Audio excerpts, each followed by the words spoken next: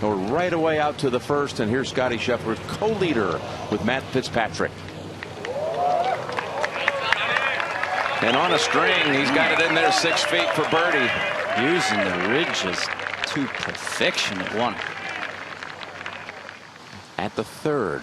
Danny McCarthy now got off to a bit of a rough start. Lost the ball on the first hole. Gets one back. Race for the bubble as well. Top 30 advance to East Lake next week. Now back on the tee. It's a blind tee shot. Sticking with that same game plan all week for that 3-wood, and this is hammered right down the center. It's one of my favorite holes out here, Frank. I love that double-decker style fairway, and then you hit back up the hill again to the green. Back to the second. Champion golfer of the year, Brian Harmon here from the right bunker, back right hole location. It's narrow back there. That's 7-iron. A little tug. Got to be careful. Oh, bunker to bunker. Wonder if that got stuck up on the back lip there, Ian. It's either gone up into that lip or maybe caromed back into the middle. We'll see that in a second. Back to one. And Matt Fitzpatrick, the winner this year at the RBC Heritage in South Carolina for the lead. Earns the edge. If he hasn't been making it, that's exactly what he's been doing, burning the edge. Leads the field in putting this week. We're at the fourth. And this is actually the third shot for Justin Rose on this shortish par 4, 400 yards. That's short these days. Able to pitch it up there about 5.5 feet for his par. How nice was the sound on that? Clipped it. Now back at one. Scottie can take the lead outright. A very good day with this club yesterday.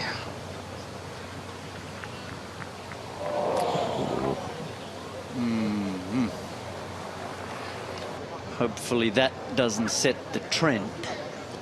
Coming off a Saturday 64, Scottie, and he's been putting really well this week. Got a little piece of the lip on that one, but settles for a par. Since his last win, which, you know, people talk about it, it's like it's been 5 years. It's been 161 days since he won the Players, but those starts since, he's had 8 top 5s without a win. And he had that remarkable string of consecutive top 12 finishes. He's on the tee at 2.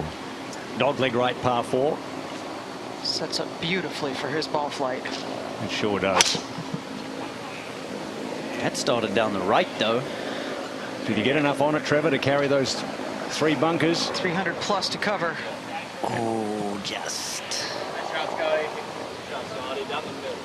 He won't know if that's in the thick stuff, and this is thick rough, 6 inches long. That's a foul ball for Scottie Scheffler as well as what he's been hitting it. That's right. 3 feet off the fairway. Exactly.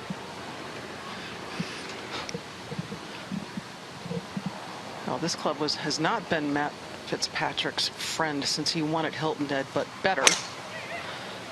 Did a little work on trying to tighten up, shorten up that backswing. He too down the right. Carries the sand, Dottie, but he is in that very thick rough. Quite 2 for 2. Bad angle as well. To 3. Now Hovland up the hill. Has been swinging it beautifully all week, Frank. That's 9-iron from 150. Greens are still holding, Colt. Got to be aggressive. Hardly any wind out here. Best weather of the 4 days. Up ahead. Rose at the fourth for his par. Doesn't want to fall any further back. Already 5 behind. And gives one away here. The winner at the AT&T Pebble Beach Pro-Am. Back to the third. Well, the tee shots have been the same sort of distance off the tee because he's had the same strategy. And of course, 2 birdies already on this hole, Colt, so must fit his eye. Yeah, tough hole location though, Frank. Just 3 paces left of it and behind it. Bringing in a little lower, hence the three-quarter swing, but doesn't like it. Wanted no part of left there.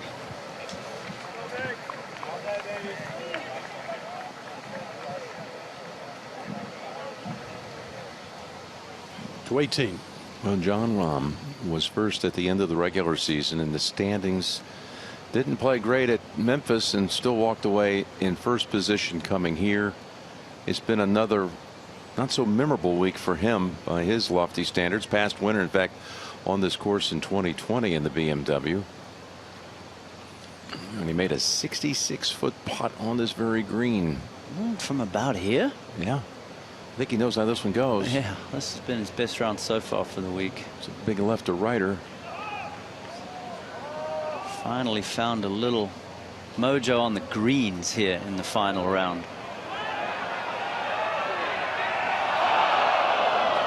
So he's going to go into Atlanta, at least on the current projections, in second. And if that holds up with the starting strokes, he would be going into Thursday 2 off the lead if he is in fact in second position. Again, it's interesting. He's had 2 weeks where he's not been a factor. But next week you catch fire, you can take the cup. Yeah, he's kind of due. You know, the last month or so hasn't been his best stuff. He obviously had a great final round at the Open to get in there with a shot. But last 2 weeks has been lackluster with him. And the ball striking in particular. The Rahm FedEx Cup summary, total weeks ranked #1 this season. Look at that, 30 of them. Who would have guessed Seamus Power from back in the fall would actually have 5 of them to have the second most weeks at #1 in the FedEx Cup standings. That's the way it looks coming in. It's going to be moving around today, no question.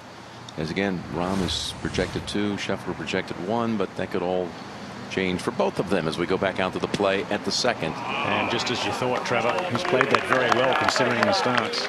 He sure has. Being left-handed, they had to stand outside, ball way below his feet. Pretty good. Lengthy one here for Rory, a little bit up the hill.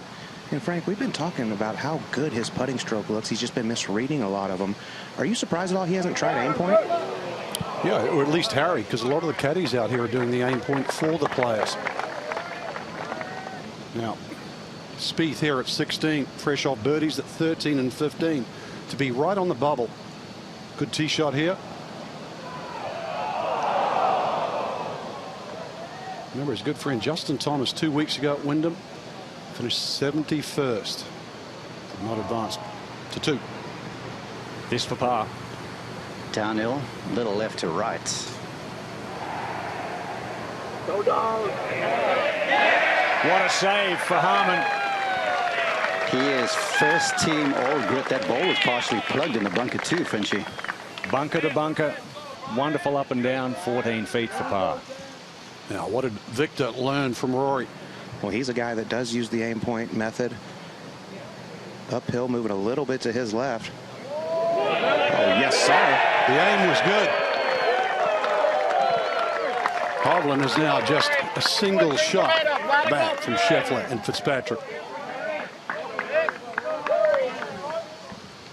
At the second now, Homer was in trouble over the back of the green here, and this for bogey. Wonderful start to the season for Max. Can he finish it off in style? Let's bring it live to the 18th. Hello, friends. Jim Nance along with Trevor Immelman. I mentioned you'd won here in 2006. You beat Matthew Goggin and some guy named Tiger Woods by 2 shots. The next year, the Western Open became the BMW Championship. So it's one of the great titles in the game. And Scottie Scheffler would like to have his hands on that trophy at the end of the day. We showed that graphic a little bit earlier, how close he's been since he won the Players. Yeah. And this is the week where it feels like everything's starting to come together for him. Yeah, absolutely. Look, it's been an incredible season. The golf has been so consistent. You actually take a look at the stats and you're like, wow, how did he only win twice? I mean, that's how well he's played. But the putter has been the roller coaster for him, just up and down. He's outside the top 140 in strokes gained putting this season. But yesterday, he started making putts. And if he can find a way to keep that rolling today, he sure is going to be tough to beat. Am a little concerned about the short miss at 1, though. Well, the miss by Jordan Spieth a moment ago is another one of the stories we'll follow very closely. Is again those top 30. He's right on the number. That would have been a huge opportunity for him because 18 is no bargain. Yep. But he's right now on the number, and there are other people that have their future as far as next week and next year. Will they be in all the events as a top 30 member to be hashed out here today? Yeah, I mean, we've got so much on the line. You're not just trying to win this prestigious event, but like you say, you're trying to fight your way into that top 30. Then you're the best of the best, getting to the Tour Championship with a chance to win it all. And just look at the bubble right there. Spieth sitting at 30. McCarthy got off to an awful start, losing a ball off of the first tee and making a mistake there. So we have some interesting storylines to watch, but making it to the top 30 in the Tour Championship was on everybody's list of goals to start this season. And if you think that Spieth gets in and he's got it locked up, you still got McCarthy and Rose who are out there with a lot of holes to play that could still knock him off. So it's going to be interesting to watch as we go back out to the second. Yeah, and a decent shot there for Matt Fitzpatrick from that right rough. At 4. And Victor, the putts weren't dropping for him yesterday, but he's made 2 birdies on the first 3 holes here on Sunday. And Trevor, he had an incredible warm-up. Didn't miss a shot and hasn't really missed one today. Going for the tee quickly there. This fourth fairway is kind of narrow, pressed up against one of the borders of this great facility, and Hovland right down the center. Back to 2. And a rare missed fairway, Dottie, for Scottie. Our standards are awfully high, Ian. Just a 9-iron. No breeze at all. 148 to get it back in the cove where the hole is cut. And Tracer by Trackman showing us there. Very aggressive play with the 9-iron. Can he make this one? And now at 4, one of my favorite sights in golf, Rory with a driver. What a view. Well, Jim, you're not going to like that one. It's headed left, and there's OB over there. It sure is. Trevor, I believe the tree spit that out, and it's in play. It did. You're right. I see it just on top of the bunker.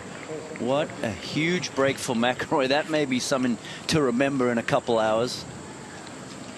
It's a new favorite sight for Rory, seeing his ball bounce back into play, because that was headed out to the road to Western Avenue. Willie Park Jr., man, one of the legends in the early parts of competitive golf moons ago. This is a 100-year anniversary of this North Course. They celebrated on the 4th of July here, and Mark, you did a great job on the renovation. Sam McKenzie, I cannot believe these conditions you have out here. It is gorgeous. Back to the second. And just outside 20 feet. He was really lucky to have drawn a good lie over in that rough. It was kind of down green and only had pitching wedge in.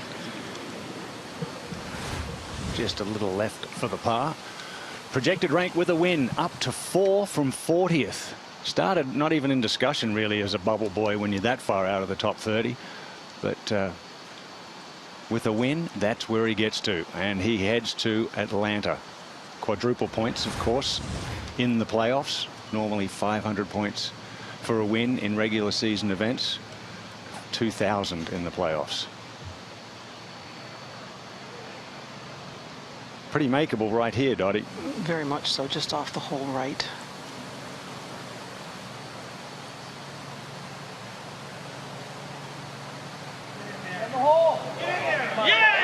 That's more like it, Scottie.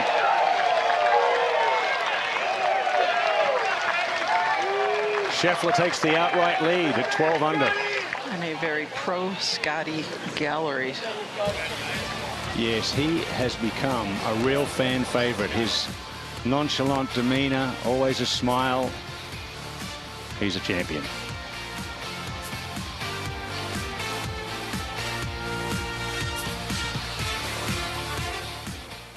A big break for Rory. Clattering off the trees and staying in bounds at the 4th and just 105 yards in. And he's got a perfect angle. Going with sand wedge. That sounded high on the club face, Trevor. Got to go. I think he got caught up in the long grass, but still huge break there. Would have had to go back to the tee and play his third. Let's go to the 3rd hole. Clumpy lie for Harmon.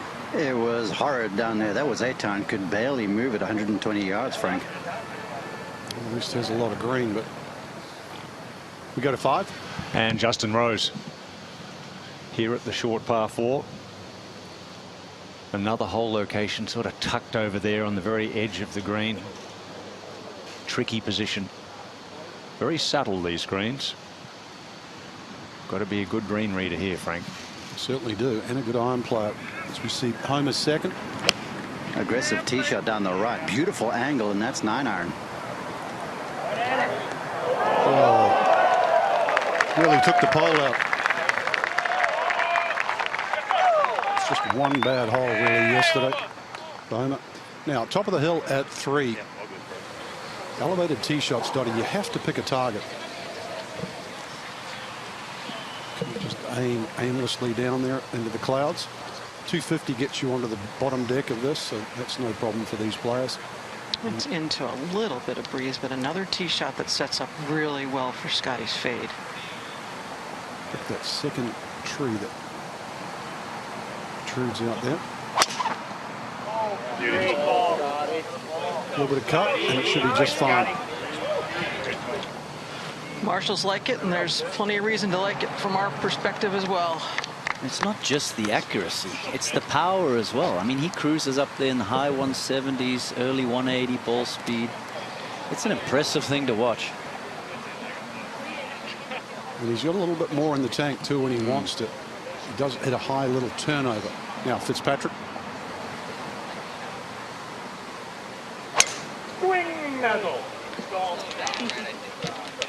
There's obviously something yesterday he didn't quite like. He was the last guy on the range. Working some band drills, working on his knee action. Looks like he might have drawn a half decent lie.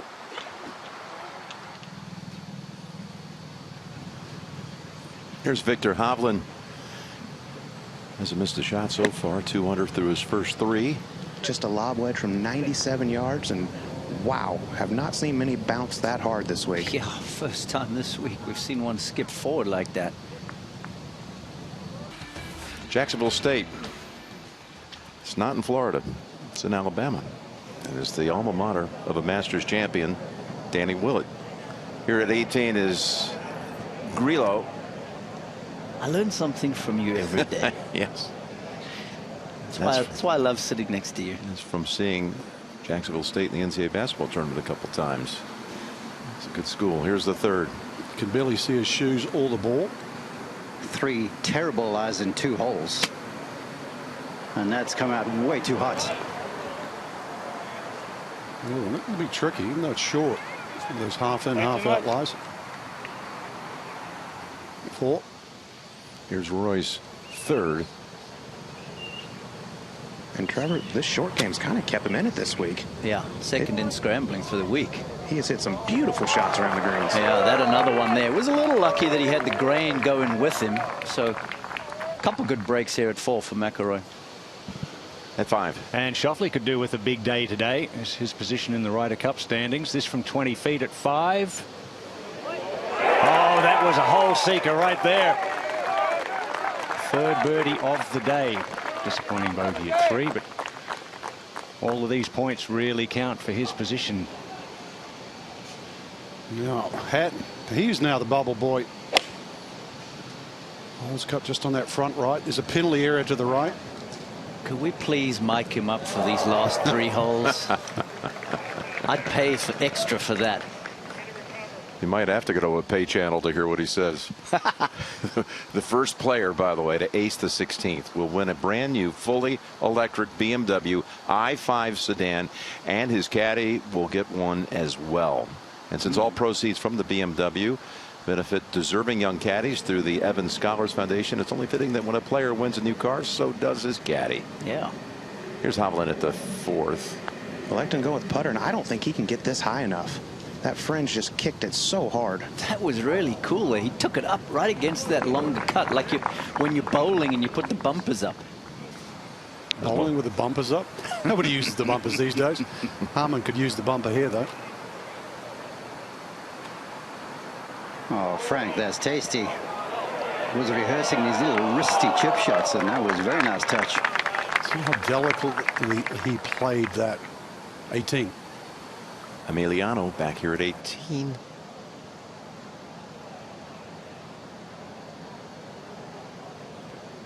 Okay. Look where he stands. That was a big par for him. And what a huge round. Look at that, starting at 32nd. The 67 gets him just inside for now. Probably going to be good enough because McCarthy and Rose could definitely jump up. But would that be enough to overtake Grillo? But of course, there's other factors that come in. Guys ahead of you.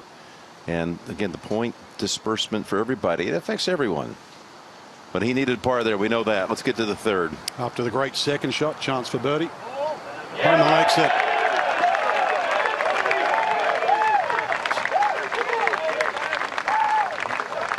In the great city of Chicago, Lake Michigan, the only one of the Great Lakes fully bordered by the United States as we go out to the third.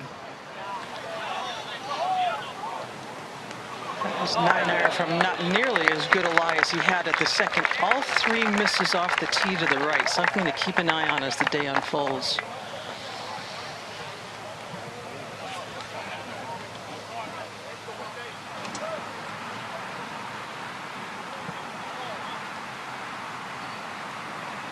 Same club now for Scottie. 9-iron, plays up 5 yards from here. 140 takes the ridge out of play. He's got a margin of 4 yards long. Let's see if he tries to tip a little drawing there. It's just not doing much at all. Other than go in almost.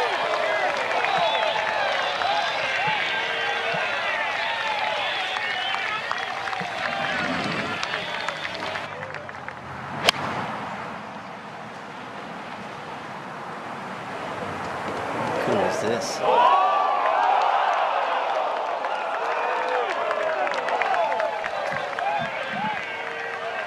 When you're that good. How many iron shots have we seen him hit stone dead over the last 2 seasons? He's got to lean sideways to see the pin because the ball is covering it up the whole way. Could have easily birdied the first 3 holes. Or at least birdie that as well. And that slow-mo, a good lesson for everybody at home as well, showing how you got to hit down on the short irons. 17. Yeah, huge par putt for Jordan. Could that mean the end of his season? Missed the fairway from the tee, missed the green in the bunker, and he hangs on to 30th place. 1 to go here at the BMW. I remember another guy that was close, Hatton, 29th, by virtue of a double bogey at the previous hole. Huge birdie there at 16. And this is a man that's had a bunch of top 10s this year. It's his 20th start, runner-up at the Players, and yet he's still not guaranteed to play next week. A little bit of green work there. That's how you repair a ball mark. Start from the outside, push it all around. You don't leave that whopping great big hole. Yeah, because if you put it in and then twist it, you can tear the roots apart, correct? Exactly. Make you an agronomer out of you, Trevor. Yeah, the other, this 6th hole, par 3. Rose, see, 34th at the moment.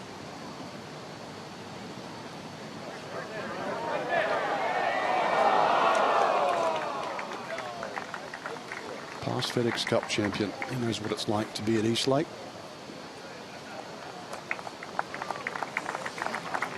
Rough start.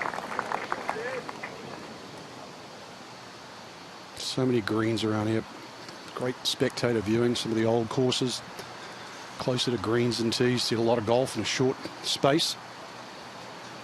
Fitzpatrick now. Longest putt he's made all week, Frank, 21 feet. But he's been so good in general. Kind of like that.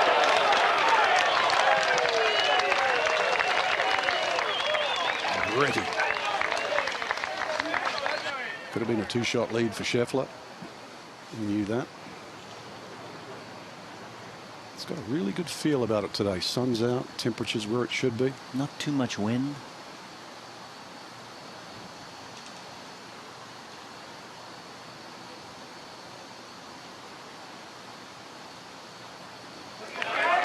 Really good start. Great start for the world #1, Scottie Scheffler. Welcome to the 2023 BMW Championship. Since 2007, this tournament has raised $45 million in support of the Evans Scholars Foundation, which provides full scholarships to deserving young caddies. Thanks to the BMW Championship, Diego Origel will become the first member of his family to graduate from college. BMW will also award an additional scholarship for the first hole-in-one during tournament play. And now, let's get back to the BMW Championship. Yeah, the Evans Scholar Foundation is such a big part of this golf event, and it's just amazing how many young lives it has impacted through the years. Named for Chick Evans, who over 100 years ago was one of the great players of his time. First to ever win a U.S. Open and a U.S. Amateur in the same year, in 1916. But his legacy's gone way beyond those golf accomplishments. Been about impacting lives well past his lifetime. So coming to the fourth hole, these two, is interesting that when Matt won the U.S. Open at the Country Club a summer ago, he won by one shot over Will Zalatoris and Scottie Scheffler, with whom he shares his final pairing today. And while they wait on the tee of this 400-yard par 4, we're going to go find Rory at the 5th. Yeah, Rory and Viktor have both laid up short of that bunker. That's about 280 to lay up short. And Ian, this is one of the few holes he's laid up on all week. He's been really pushing that driver. Well, it's a big advantage, the length around a golf course like this, 7,400 yards, par 70. But very accessible hole location here. Has 9-iron. Anything that lands just a few yards on should kick towards it.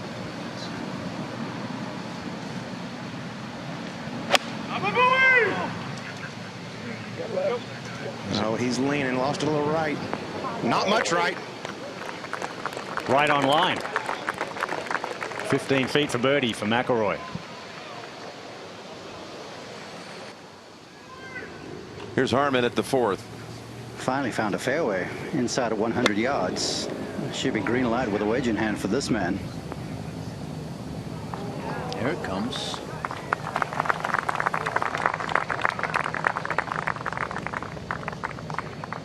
Good distance control. We're at the 5th. Live here with Viktor Hovland. Great angle, also going with 9-iron. All right, a couple of birdie opportunities here. Hovland at 10, McIlroy at 9. Big advantage hitting it in the fairways here. Smallish greens at 4. And Max off the fairway, but really decent lie. Kind of wispy, looking for a jumper. This is a gorgeous angle, and this is great. Pretty good to get it inside of Harman, coming from the thicker stuff. Let's go back to the tee. Is there just a touch out of And Scottie off back-to-back birdies.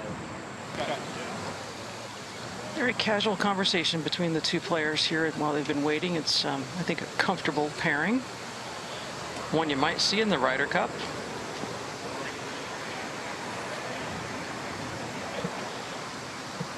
.306 to take that bunker out of play will get you up mostly on top of the ridge. Right down the pathway.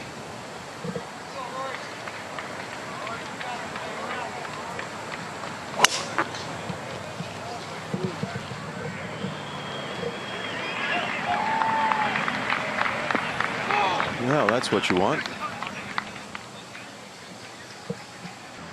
In the season finale. Here's Fitzpatrick at the 4th. Can he find a fairway for the first time today? Judging by how quickly he picked up that tee, the answer, Dottie, is yes. Well played. But Scottie Scheffler has taken the lead by 1 over Fitz. Hovland is 3 behind, and it's McIlroy, Harman, and Homa, along with Xander Schauffele. The BMW Championship outside Chicago on its final day.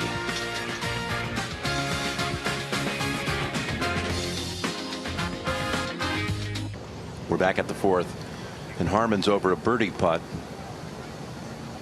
As easy a look as you're likely to find on this green.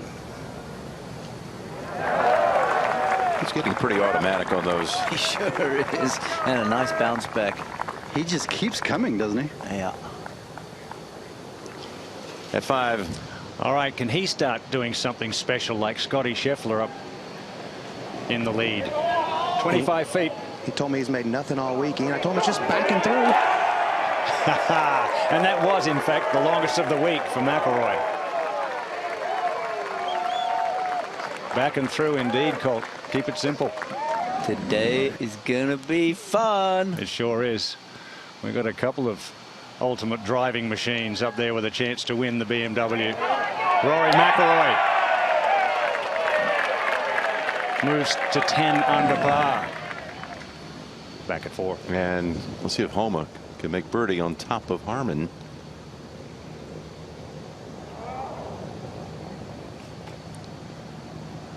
Okay, had a little birdie spree for a moment there with Harman and McIlroy, but Max walks away disappointed with his par. At 5. Can Hovland match? There's a young lady in the crowd with a hat on that says "Victory Awaits," spelled V-I-K-T-O-R-Y. I love those hats. She might be onto something. Maybe she just needs to stand in his line more often, Colt. Hovland makes birdie. 3 under through 5. Those two are kind of drafting off of each other there. Both of them off to a great start. And back at 4. After nearly holing out at the 3rd. He's got to control the spin. There's a ledge there. Look at this thing. Oof. Along the rim and short of the green. It flew to within a couple of feet of the cup. At 18, Jordan Spieth out of position off the tee. Coming here 30th. Yeah, drove it into the left rough. Maybe a little miss hit there. That didn't carry very far onto the green at all. Almost the same length putt he just had at 17 that caught a piece of the cup but failed to drop. Back to the 4th. Sand wedge from Matt Fitzpatrick, 11 yards closer than Scheffler was. A little opening here for him. That ball's flighted down nicely. He hates it. He looked down like he hated it. Jeez. What is that? Talk about standards. Oh, I wouldn't mind my bad ones being that good. What was he feeling with the hit, with the strike there? Boy, he looked straight down at the divot like he didn't enjoy the contact. The ball didn't seem to have all that much spin on. He's going to love it when he gets up there. Yeah, I guess. Pass along a few of those mishits to me. Let's go to 6. The city of big shoulders. Suddenly Hovland, who's got big shoulders himself, is right back in it. Downhill par 3. That was flushed, Frank. Just great audio, but hammered it. Still birdie chance for the Norwegian. Last man, too, to make a hole-in-one in the BMW Championship. That was last year to 18. All right, we know how massive this is. Jordan for par. 6 feet 3 inches. Trying to get to Atlanta. Oh, wow. That a foot outside the cup, I would have bet was in. Back-to-back bogeys to finish this round. Well, look at this. He's still in 30th. He's 1.6 points ahead on the season right now of Sepp Straka. Of course, that's still subject to change, but he bogeys the last 2 holes and he didn't lose any positioning with either one of those 5s. It's going to be a long afternoon watching that bubble for Jordan. He probably thought he had to make par. It may prove to be true, but he's at the moment still in. Scheffler at the 4th. Just didn't grab quite as hard as he was looking for on bounce number 2. Back out to the 6th. Look at the thousands here at Olympia Fields. McIlroy. Frank made his only deuce of the week right here at the 6th yesterday, but he's overcooked this one. Oh, didn't even touch the putting surface. Kind of reminded me of the shot into 14 yesterday with the left hole location when he went way long left. It's been a lot more cuts, isn't it? We used to just always see him hit that natural draw. Maybe not as natural these days. To 4. Still going to be Scottie's turn as Matt Fitzpatrick, disgusted with his approach, has 2 feet for birdie. Yeah, no gimme here for Scheffler, Dottie. No, and it should have a little movement in it to the right. Yeah, I mean, look at Ted Scott pointing there, like at least a ball, maybe a bit more outside the left. I think with front end speed, you got to get this a ball and a half out. Yeah, that's right. So you got to make that decision. You're either going to be aggressive and start it on the edge, or start it way outside and trust it. Big word that his teacher uses a lot, Randy Smith. Okay, he's going outside, so dripping speed. Nice. And that young boy adorned in nothing but Scottie Scheffler photos. Got to be happy with that second. That putt for par. A little chip up there. Safe to say he's not rooting for Fitzy out there. Fitz has a following, though, here in the Chicago area, that's for sure. Where he went to school a little less than 10 years ago at Northwestern. Ever so briefly, but. Yeah, I think he barely made it through that first winter. To tie the lead. Back-to-back birdies. That didn't look like it went dead center, but he didn't have the flag stick in, so he didn't know what to do. That's right. Let's go to 6. Rory, at least he's on the upslope. That's going to help him a lot here, Frank. Put some air under it. Has plenty of green to work with. How good is this? So all you need, a little upslope and a lot of skill. Final day, BMW Championship.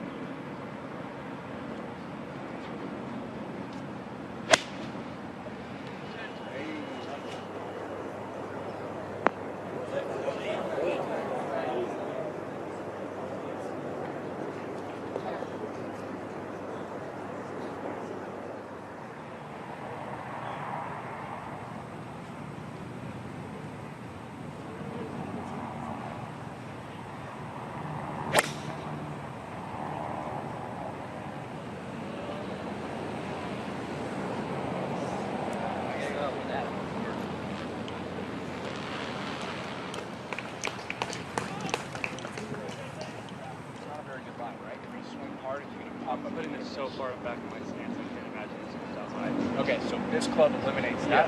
Yeah. I mean, it's soft enough too, Champ. If you actually look in, it's not going to exact spot. This left is so short. Okay.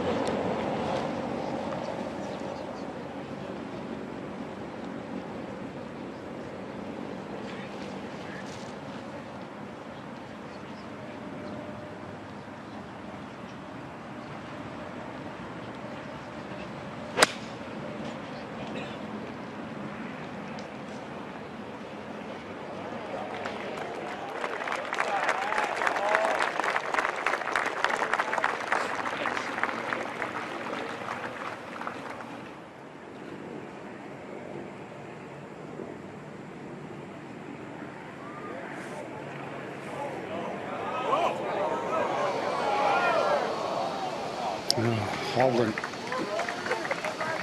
Disc brakes on that one. And stay 2 back to 5. Nothing to speak of, is there? No, not really. Little discussion there with Billy Foster. Fitz's caddy. Got the hybrid, so we'll be laying up short of that bunker, Dottie. It's around about 300 yards. Yeah, 284 284 to to it, it. and 300 puts you right in the middle of it. So good play here. 308 to carry the whole thing. What breeze there is into the players at the moment.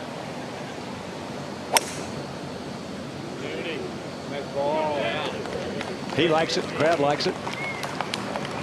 Better And looking, should, yeah. Yeah, better looking swings off the last 2 tees for Fitzpatrick. Says he's been struggling with the swing getting too long with the longer clubs. And then the sequence gets out of whack, and that's when the accuracy is a problem. Yeah, sequence is important, isn't it? That's for sure. Especially with his type of swing, the very strong left-hand grip and the way he takes it back. A lot of speed. Just an iron now for Scheffler.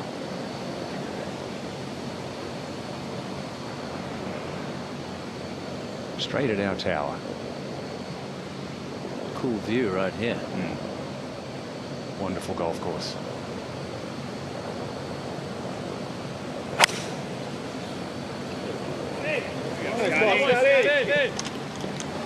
Watching closely. Finds the fairway. Good safe shot. That's all they need here. Just 410 yards or so. Par 4 up at the green. A little long in that thick rough again. Yeah, he's made a habit of this. Slightly upsloping lie. This man, magician with a wedge, though. He certainly is. It came out a little deadish. Wondering who will be the next to win the BMW. The last three. Let's go back to 2020 here at Olympia Fields during the COVID year. No one here to see it, but from 66 feet away, Jon Rahm took the title. And what a finish it was at Caves Valley when Patrick Cantlay went 6 holes in the playoff to defeat Bryson DeChambeau and won it with that 18-footer. And then the BMW Championship last year was at Wilmington Country Club, and guess who came back and repeated? This clutch shot at the 71st by Cantlay gave him a birdie and 1-shot victory over Scott Stallings.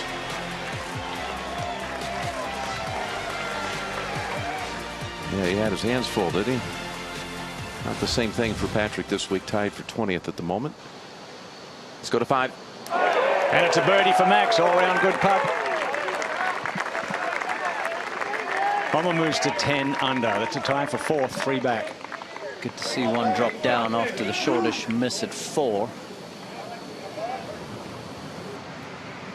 Now at the 8th, the long par 3. Xander Schauffele. Maybe he can join. Get it to 10 under par. How good's this roll? Only pure. Xander Schauffele currently 7th in the current standings for the Ryder Cup. And the top 6 will qualify after the championship today. So continued good performance by Xander, and he'll jump up into that top 6 for sure. So, and Max will solidify his position as well. That's a good finish.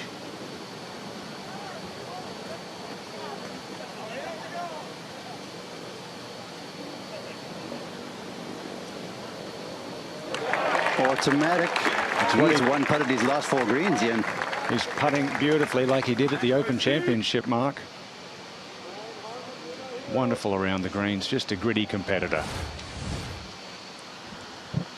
Final pairing coming up the 5th. Ended the week 40th in the FedEx Cup standing, did Matt.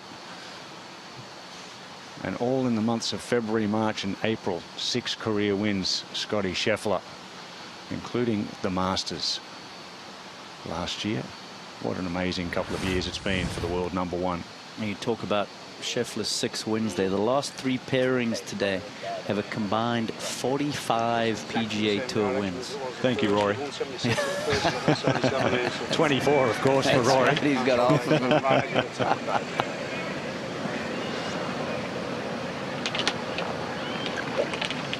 And Billy Foster there in shot. He has 1 major championship to his credit, and that was on the bag with Matt Fitzpatrick at Brookline last year at the US Open.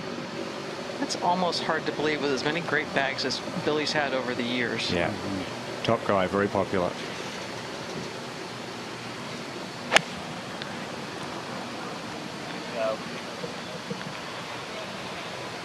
Needed a cut, didn't love it. That won't be easy across that green either. Lots going on. Kind of little up, little down, left to right. It's Yes, sir. the subtleties of these greens. This Willie Park Jr. masterpiece. Very similar to the old course at Sunningdale. And this is going to have to cut. That tree that you see sticking out is directly in line with the flag. Started at the BMW logo on the camera tower and just let it fall a touch. Doesn't mind a little fade. Yeah, he's got this. Now his eye sees that naturally. Oh, has he cut it a little much, Dottie? Yes. Unusual to see that. Short-sighted himself. A lot will depend on that lie. Up to 18. Well, sitting in 29th position is Terrell Hatton.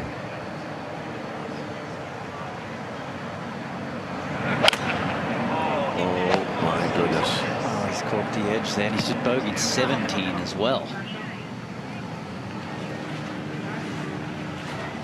This kind of reminds me of what we just saw with Jordan Spieth. You don't think these guys are aware of how important every shot is? I mean, we're seeing a lot of pressure coming That's out, right. and some not so great performances at the end by these guys that are right around the bubble. Yeah, that finality to your season possibly ending is wearing on him. He's got 8. Justin Rose missed the green to the left here. This for par.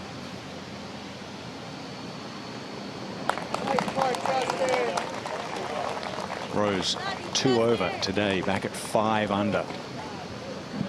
Certainly not what he needed at 34th in the FedEx Cup standings.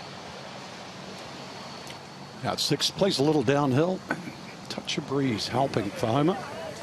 That's 8-iron. Turning in on a gorgeous line. It's been a good common choice of club. Yeah, it's worthy of more than a laugh. Big applause now back to the travails of Hatton. Yeah, that's what it is. 3rd shot. 181 yards. Ball slightly above his feet. Right hole location. How aggressive is he going to try and be here?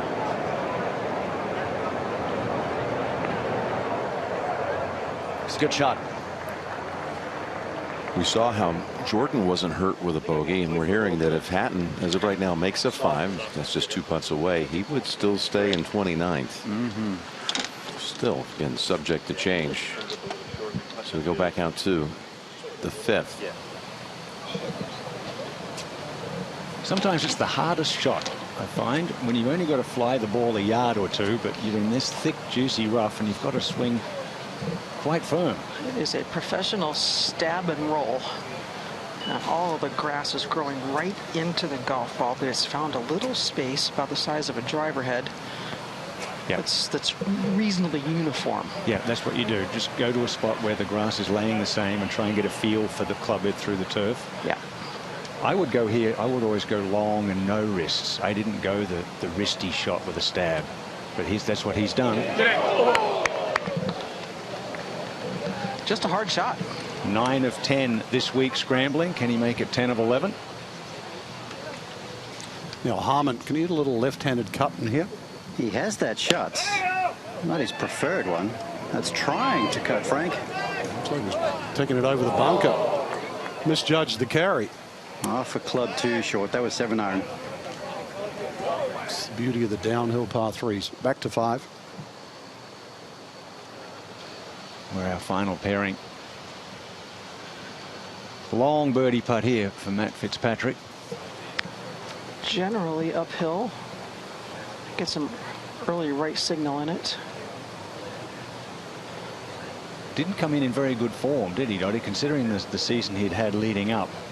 The last week 66th in Memphis at the FedEx St. Jude, 41st in the Open, missed the cut at the Genesis Scottish Open, and wow.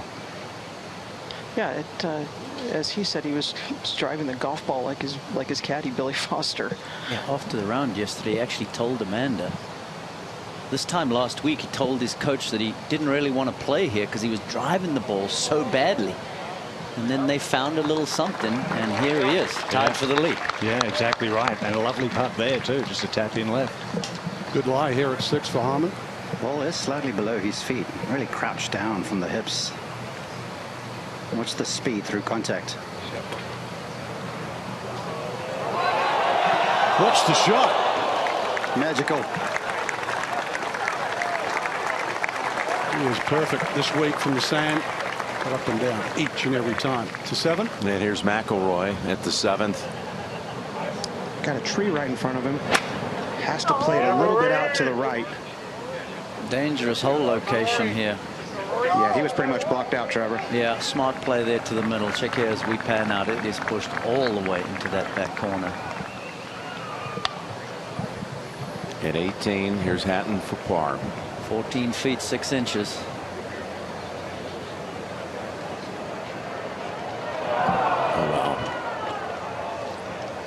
Like you say, Jim, as of right now, a bogey here would keep him just inside. But will it stay that way? He's walking it off. He's not even going to mark it. I think he thinks he's blown it. I really do. I think he thinks that bogey just cost him. He's just going to walk up and try to pop it in without even repositioning the ball like you always do out here.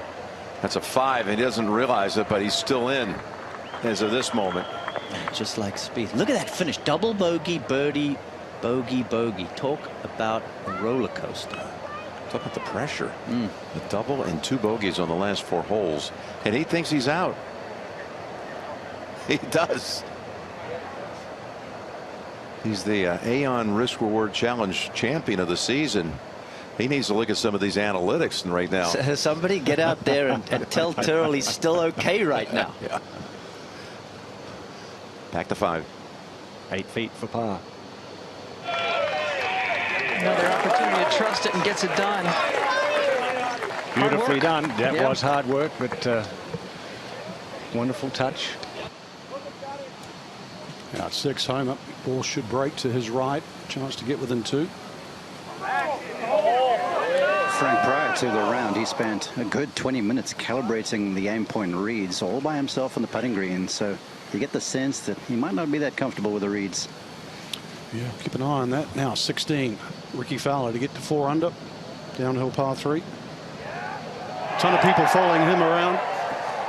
All different ages as well. Nice little run to the clubhouse. Comfortably in for next week. Just tidying up for the par. The man with the multicolored golf balls remains in 4th position. Tied at the top here, though, at the BMW. At 7. It's Viktor from long distance. I don't know if you can have a longer putt, Trevor. This about 105 feet. I know, from a different area code. Look at that. Go. From near the Wisconsin border.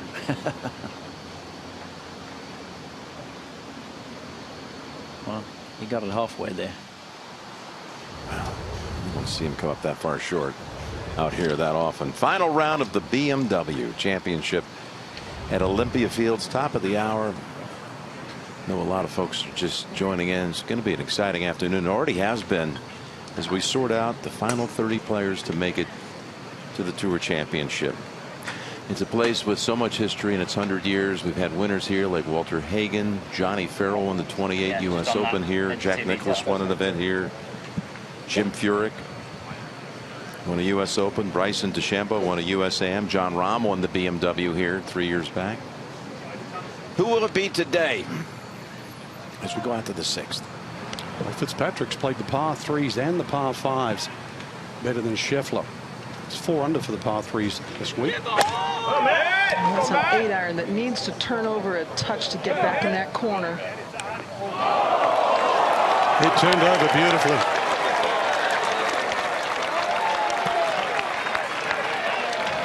To 7. And Rory, he has a long distance putt of his own. Just seems like he's in contention every Sunday afternoon. Never books that early Sunday flight, Trevor. Definitely not. I don't even think he has to book that late Sunday flight.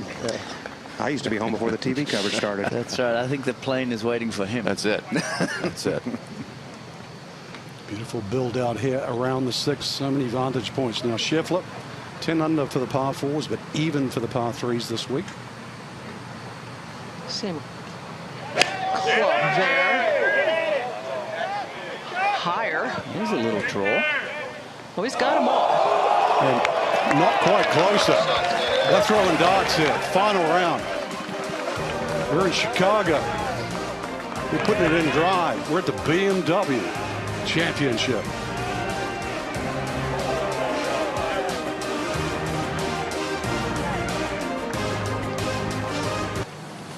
Beautiful view there, live at the 6th green.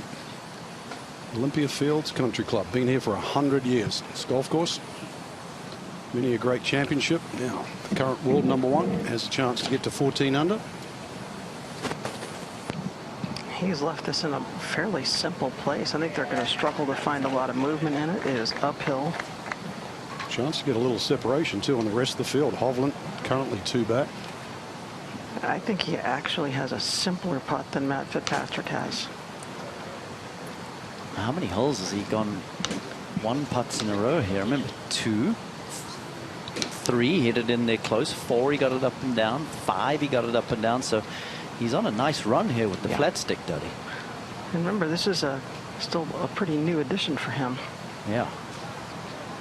So many chances already. First 6 holes.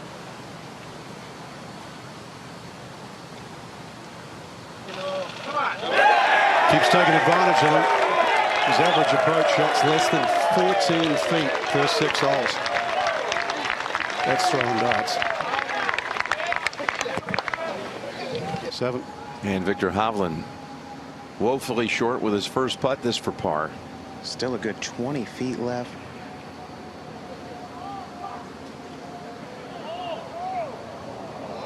Little surprised he went with putter from that on that first one, Trevor. Yeah, with that much distance to cover. At 16. Now Henley downhill, so you can take a little off that. He's 7 under. Course record is 62. Trace that by TrackMan. Oh, 2 62s. We might see a third or even a course record today. Now back at 6.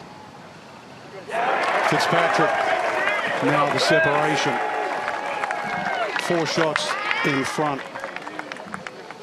Beautiful 2s.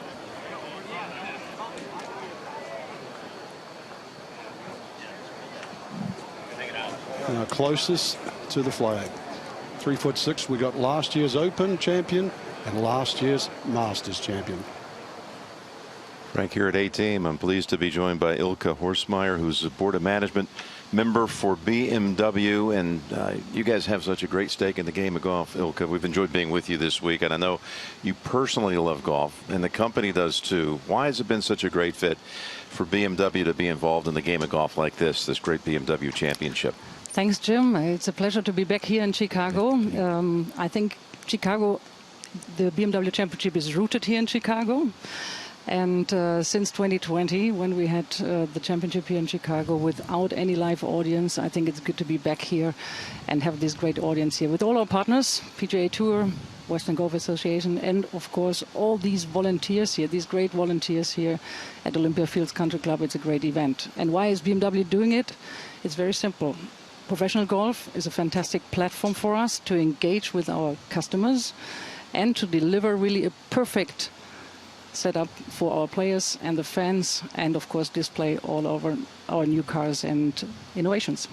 It is a great fit for a wonderful and legendary global brand with the PGA Tour, and here it's also a fundraiser for the WGA, the Western Golf Association, which has always had such a big commitment to the Evan Scholar Foundation. You've seen it firsthand this week, the magic of what goes on with this as a fundraiser for the Evan Scholars. Absolutely true. I visited the Evan Scholar House here at Northwestern yesterday, and I talked to all these nice students. They are fantastic, and they're really grasping that opportunity to get a better life. And this is what we are heading for, and that's the reason why all the proceeds of the tournament go to the Evan Scholar Foundation. We have done this since we started our engagement, since 2007, and now we raised more than $45 million already. That's amazing. Who will ever forget what happened last year? Viktor Hovland at this very championship at the BMW at the second hole in the final round pulled off this feat. The hole-in-one. And as a result, that meant one young promising student was going to receive an Evans Scholarship. And there she is yesterday. Deanna Llamas received the Evans Scholarship because of the hole-in-one. She'll start at the University of Illinois in Champaign later this year, and that's just a great example of what's come out of this event. It was a very emotional moment for all of us yesterday when we handed over the scholarship to her, and she will start in September. But we are still waiting for the first hole-in-one here in Olympia Fields, and I hope it will be on number 16, because that will be a triple win, because the player gets an I-5, the caddy gets an I-5, and we get an extra scholarship. That's wonderful. We're all pulling for that. And I know next year you get to go to Castle Pines, and there's going to be a great story there to meet you next year, and that's George Solich, who's the president and chairman of Castle Pines Golf Club. He was an original caddy at Castle Pines, and now he is the leader of that club. And the tour is going to return to one of the favorite sites of yesteryear, Castle Pines. And here is a former Evans scholar, George Solich. Can you imagine? Who will be there to greet you next year. I hope so. Thank you very much, Ilka. Great to be with you all. Thank you so Congrats much. on a great tournament. Just look at the way it's been. Have a nice final. Yeah, thank you. It's just been so heavily embraced, to your first point, by Chicago. Look at this sea of people here on the tee at the 7th. Turn over. More.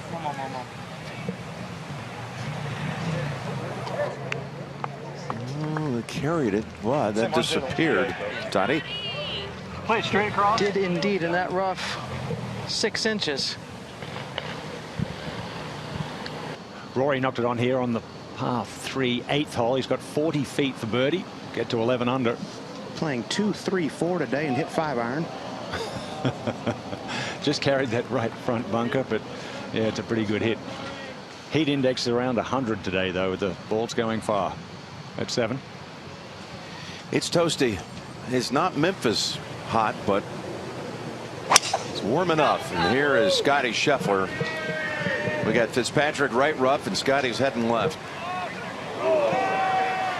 317 to get over that bunker. Just too much to ask, looks like, for Scheffler. These two in the final pairing, threatening to make it a two-man race, but both off the fairway at the 7th.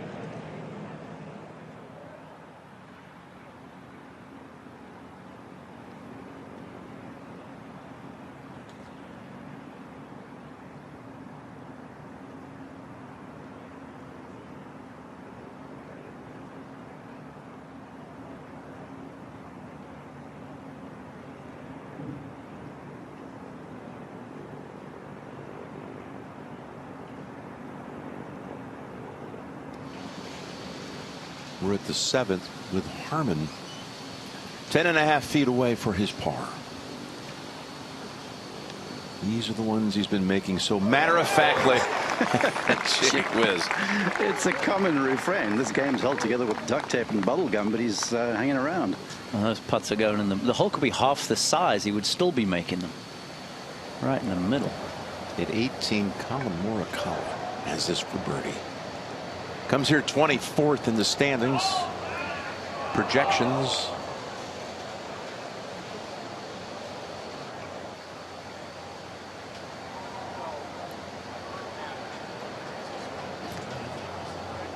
Made 12 birdies this week. Morikawa giving away money, charity dollars for every birdie he makes during the playoffs. And it's very personal with him, with grandparents that resided right there in Lahaina years ago. Back at the 7th, here's Homa. He hit some shot in here. Has this for birdie.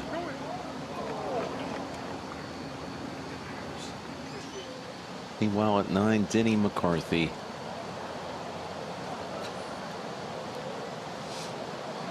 Get under par for the day if he holds it. Oh, how good is that? Yesterday, shot 65. Stumbles out of the gates, rebounds. He's 32nd.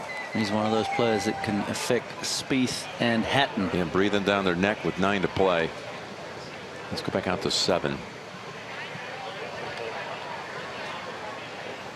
We got the two leaders both out of position here, Donnie. Especially it looks grim for Scheffler. We saw Chris Kirk over this rough yesterday actually advance one about a foot. Well, believe it or not, Fitzpatrick's lie is a lot worse than Scottie Scheffler's. Goodness. Scottie's going to have a hard time getting through the shot because of his right foot being so far below it. It's going to completely affect his footwork because normally he shuffles toward the target. He won't be able to here. Exactly. Now this, I think, is the worst lie I've seen all week. That was a gap wedge. Look at that bounce. He asked for a big bounce. Oh, here it comes to that back left hole location. This is amazing. That is amazing. A lot of strength shown there from Fitzpatrick. All that speed work paying off for that shot. You know, not going to be short of a green when it landed.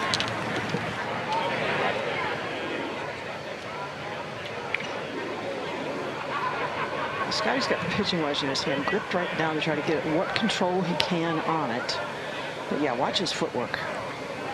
Get there! Get there! Come on, go! Oh my goodness. Hey, his feet usually shuffle. They know about the old shuffle around Chicago. But when they're still, it's still pretty good. That was amazing.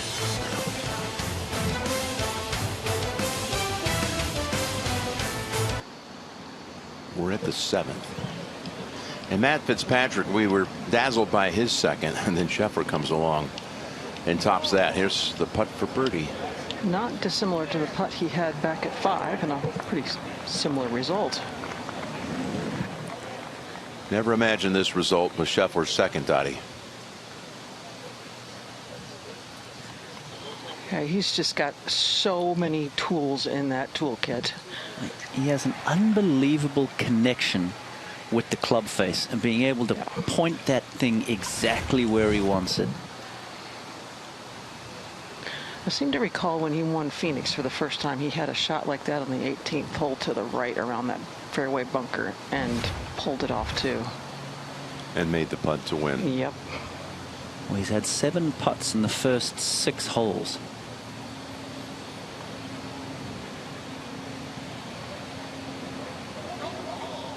It's the only one today, lipped out at 1.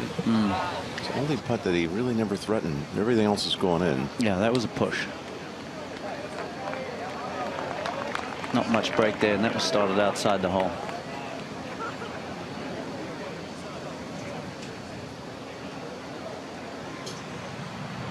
Let's go to the 9th, and here's McIlroy playing his second. Got to keep it really low and try to run it through the gap. We keep finding him, Colt, in the left rough. He is spending a lot of time with the gallery today, Jim. Wow.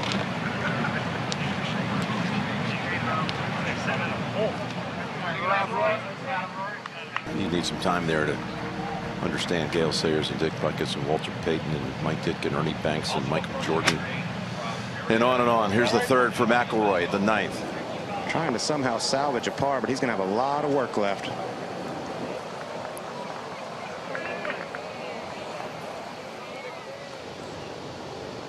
Meanwhile, at 10. Rose, a little bit of trouble, so a lengthy one here to somehow get away with a 4. Another one on the wrong side of the bubble. But that helps. Well, medium 5 there from Scheffler. Ryder Cup's coming. Can't get too friendly. Yeah, that'll be a first in a couple of months. Back to 9. Hovland trying to get a feel for this one. He and Rory both came here at 10 under par. Rory's going to have to hole a long one for his par. And Victor striped his tee shot, but came up well short with his wedge. Had two finishes in his last 8 starts, Colt, including 7 top 25s and the victory at the Memorial. So it's been highly productive. Did not miss a cut this season. 21 for 21. He, Scheffler, and Schauffele, players who didn't miss a cut. We heard mention about Rosie and the locking in laser focus with the Ryder Cup nearing. Both of these two, Hovland and Rory, have already qualified for the Euros. He is a big time player, up to 5th in the world. Got to think that first major's coming soon, Trevor. Yeah, totally agree. It's for a big time birdie. Totally agree. He's put himself in with a shot of winning a major championship a few times now over the last couple seasons. I mean, the only thing he was lacking was the short game, and now he's got so much confidence in it. I think you got to look out for him every time he tees it up. Yeah, that's well said. Him and Joe Mayo have made huge strides this season around the greens. But both he and McIlroy gone a little quiet since they both birdied 5. At 10. Schauffele now. Saw Rose's putt go in beforehand. Hits that one a little firmer. Straight in the back. So he gets over that quagmire of players. 10 under. A lot of golf still to go here on this wonderful golf course. 18. And Ricky. Who doesn't love a little bunker can? Especially when we got somebody playing an exquisite shot like that. So Fowler's going to make his par. We go back out to the 9th to McIlroy for par of his own. Said after his round yesterday, he's been struggling with the reads on the greens, under-reading them, just like that one. Says he's found there's a little bit of grain that he thinks is making the putt break a touch more than what he's initially seeing.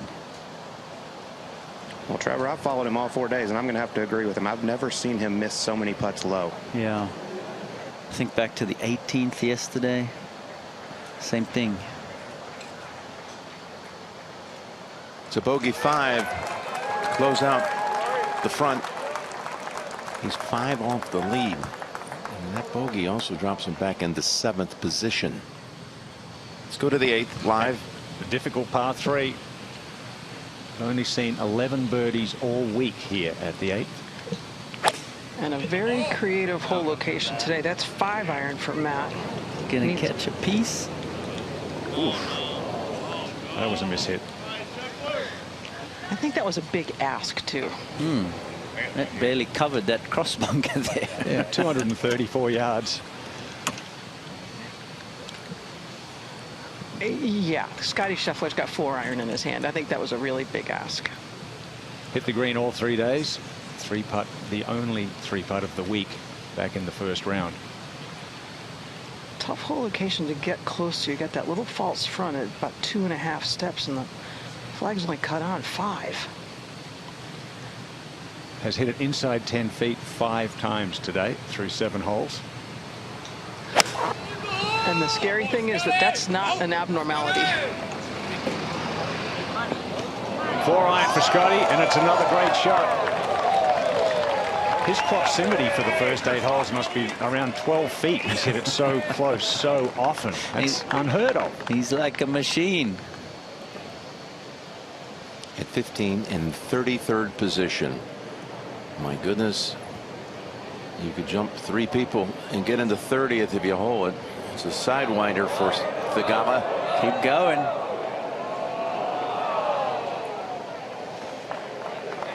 We read it right. Going to be one to watch here over these last 3 holes. Tap in birdie for him at 15. But it's Scheffler and Fitzpatrick sharing the lead at 14 under par.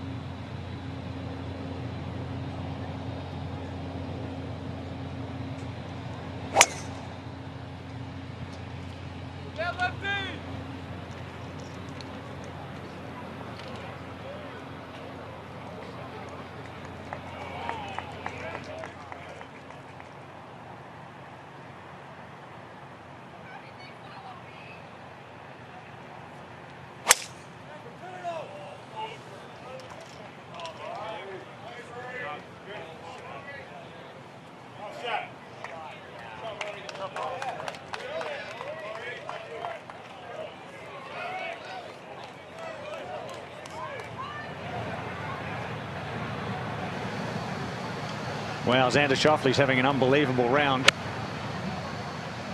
Currently outright third at 11 under. And another good shot here.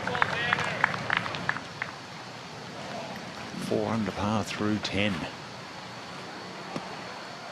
to stamp his name on those first qualifiers for the Ryder Cup, that's for sure. Now here's Fitz over at the 8th. Hit a couple of wonderful bunker shots yesterday, Dottie, similar range. Yeah, he was 2 for 2 getting those bunker shots up and down yesterday. And it'll be another one today. Beautiful thump through the sand, isn't it? Great acceleration. That was awesome to see. Watch here how that club head just glides through so effortlessly. Throwing that right hand underneath there. He's a good 3 inches down the grip as well. I think if you do that, it makes it easier to release it. 100%. Little fulcrum at the top, similar to the way the guys are doing it with those longer putters now as well. A little more weight at the top.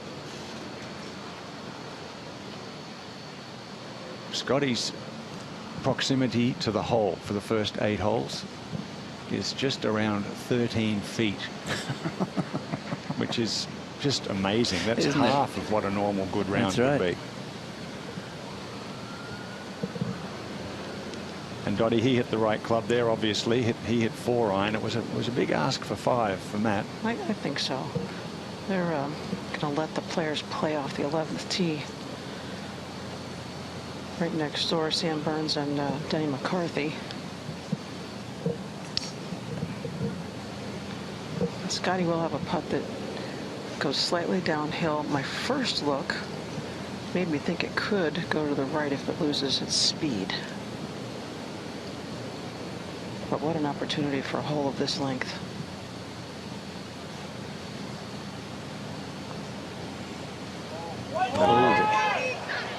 Pushed the one on the last, and a little bit of a tug there. That looked like a bit of a heel strike too.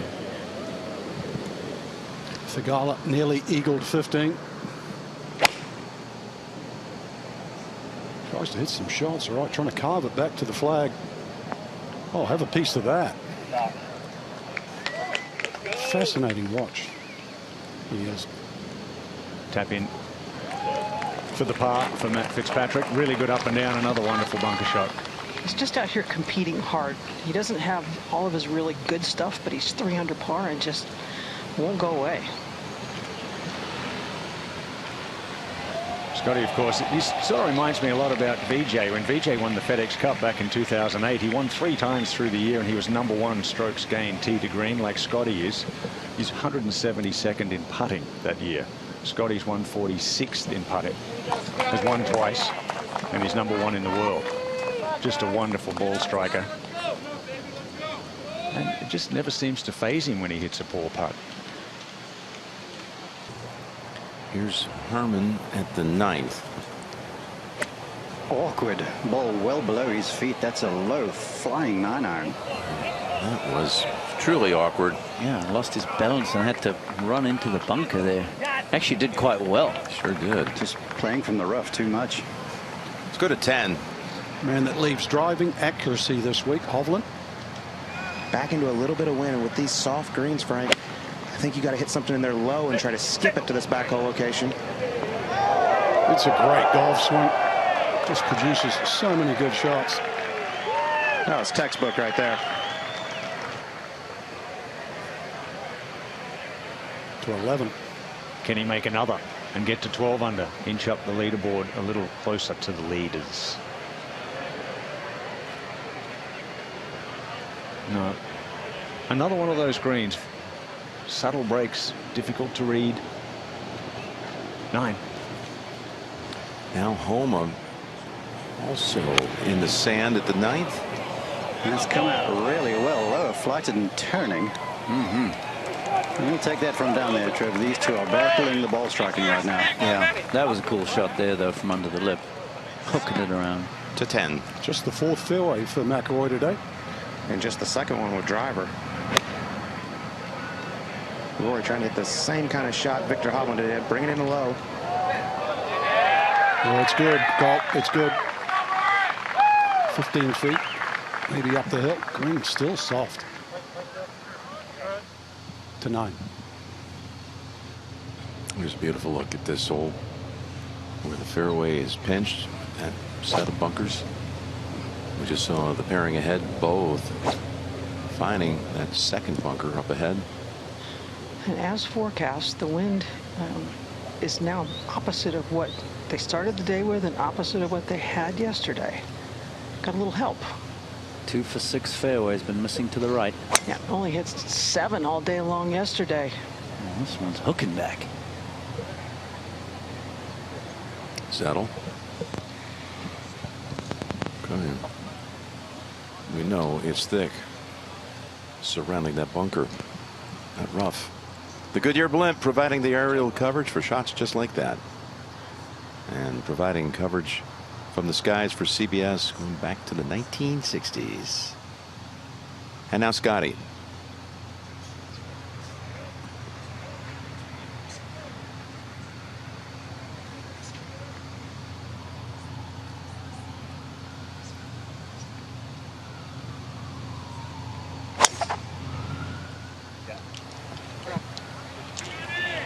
Taking it right over that 309 bunker by miles, too. That was a flyby. See ya. See you later.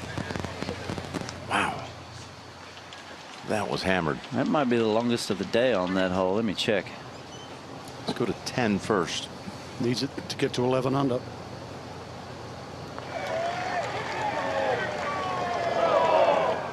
Once again, trouble reading the breaks on these greens. 18. This is Russell Henley for par to tie the course record. Right rough off of the tee, then into the left greenside bunker. 18th got him. Of course, Homa and Burns have both shot 62 this week. Back to 10. You think of formality.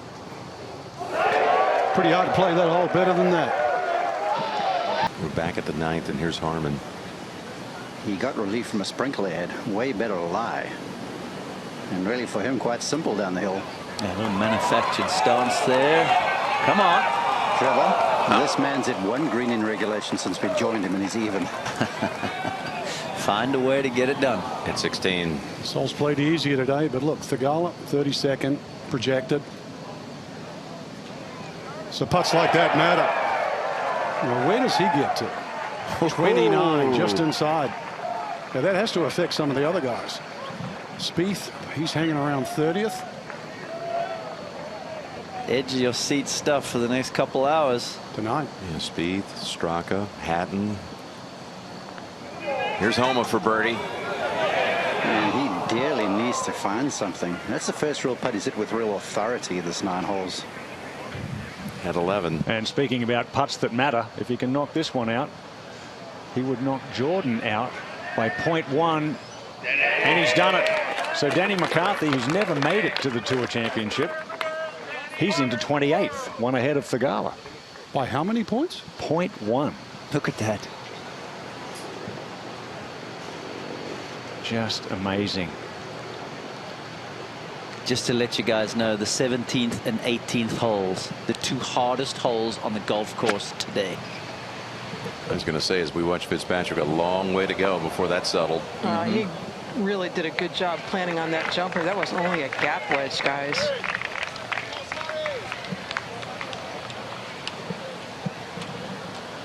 Anxious to see what Scottie does with that bomb that he hit down the way. I took a look here. Longest drive of the day at 9. Actually, Ben on 360 yards. Scottie, second longest Dottie at 357.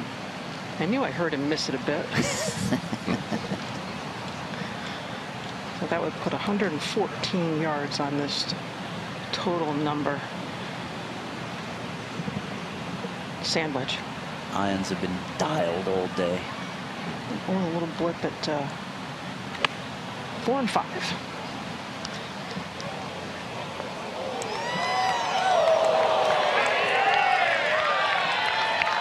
All right, you would have thought he'd do more. Yeah.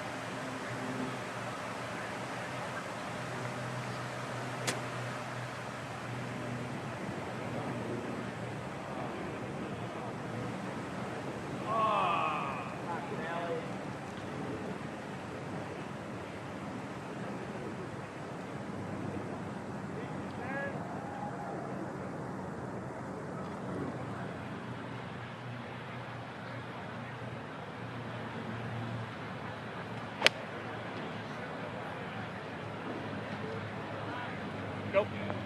Good shot. Let's go, big. Yep.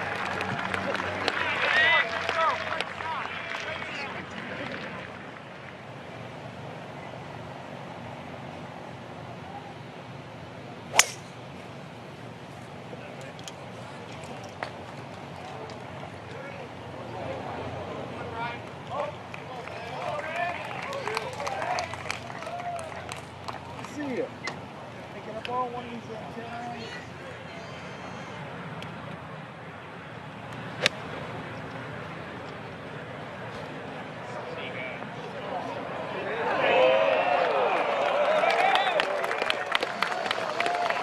Rory at 11, good shot in there, about 12 feet, very makeable.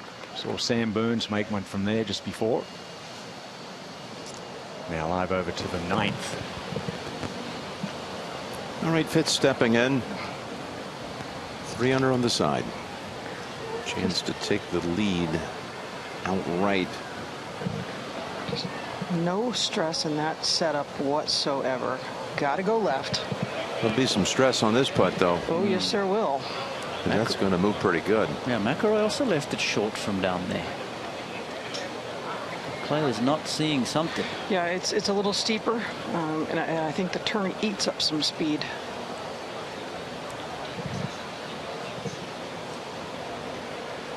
Scotty's doesn't have the steepest part that Matt did, but I'd still think it's got some of that left-hand turn in it. What are you noticing when he's on the green, Scotty, with routine and all that kind of stuff? To me, he seems more confident than we saw that little stretch through May and June. Now, you know, we're nitpicking over a guy who barely finished out of the top 5. Yeah. Setup looks comfortable. I see more conviction. Oh, that was the track. He was on the road, yeah.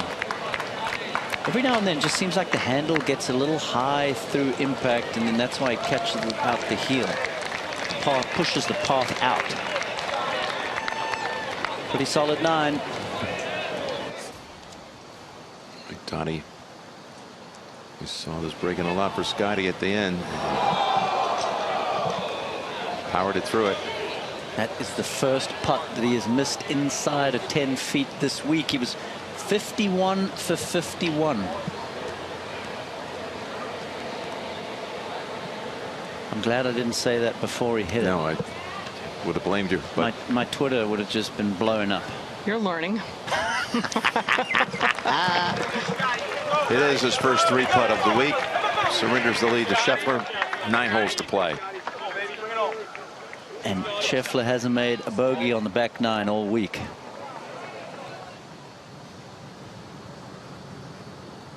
At 12, Scheffler has this to save par.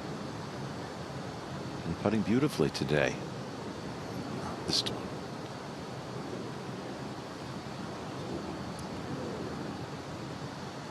Scheffler and Homa both finish inside the top 9, and there's some situations there where solo 9, solo 10th, etc.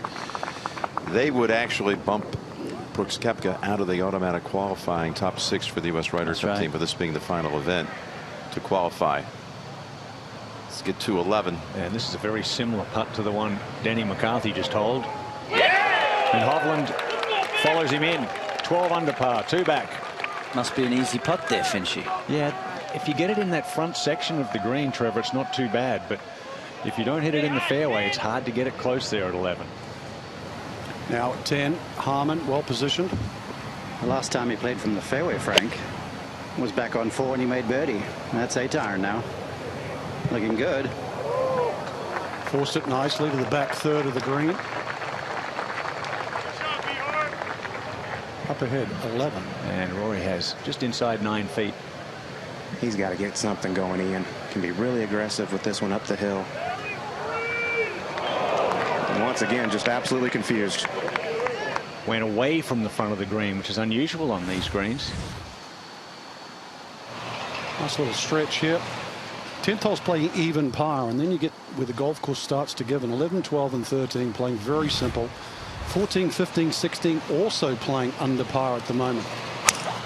Scheffler now, start of the back 9. He's been 8 under on this stretch of 10 through 16 this week. So that bounce certainly helped his cause. Got him out of that deep dish rough. When in Chicago. Are you a fan, Frank? Well, wouldn't mind a piece of pizza right now in the right place. We can arrange it. So Fitzpatrick on the tee. You can see his big move this week. And if you want to see who's currently out, Spieth, Stracker, Chris Kirk, they're on the wrong side. Still 9 holes of golf to be played. Matt has made his big move in this stretch to 10 under holes 10 through 16 this week. Trevor talked about that speed work he's done. Made a huge difference to his driving. Yeah, it sure did. He picked up a ton of club head speed, but now looking for a little accuracy just like that. Beautiful balance there at 10. Scheffler, the world #1. He's putting on a clinic at the moment, tee to green. At the moment, putter's not quite warm, but it's enough to stay in front.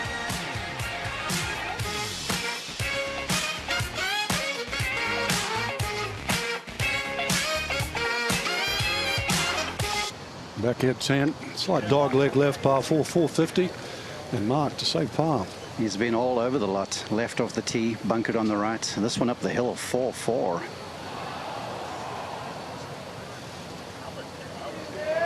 Oh, a manful, Frank. Well, the man that shot 62 on Friday. Double digits. One more look at that. You want to go in the middle? No, right side is fine.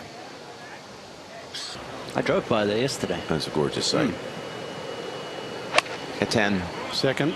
Pitching wedge on the way and has to be careful of a flyer. We saw Jordan get a big one here earlier and so well managed.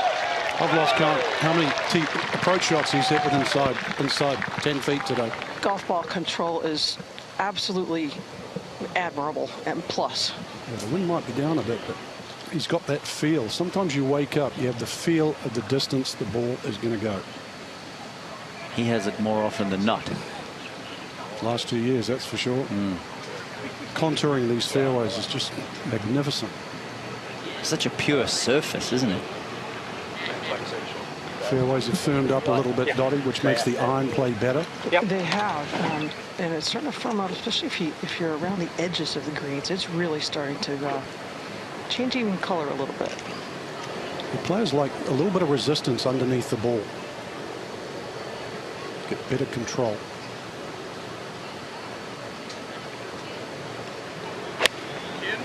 Just 131 yards, 136 back edge. Oh, really bounced in.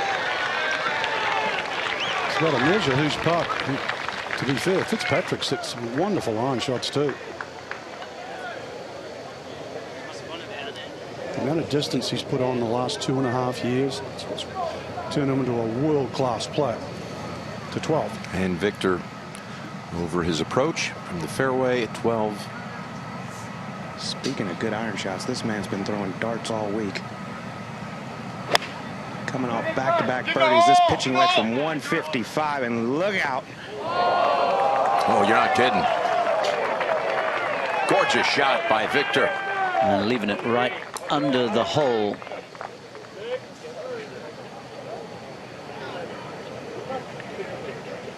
He's 4 under in this matchup today, with McIlroy 1 under.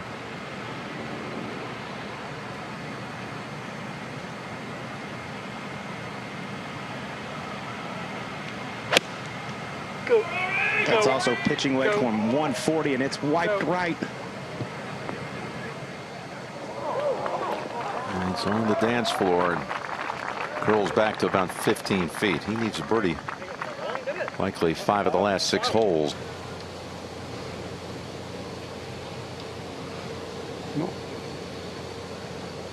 Got the good golf potion going today, Dottie.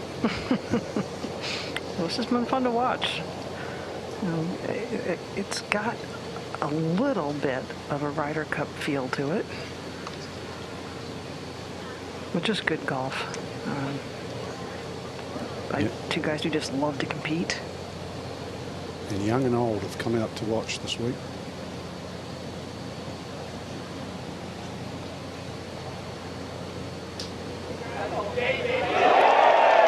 Well, that was match play.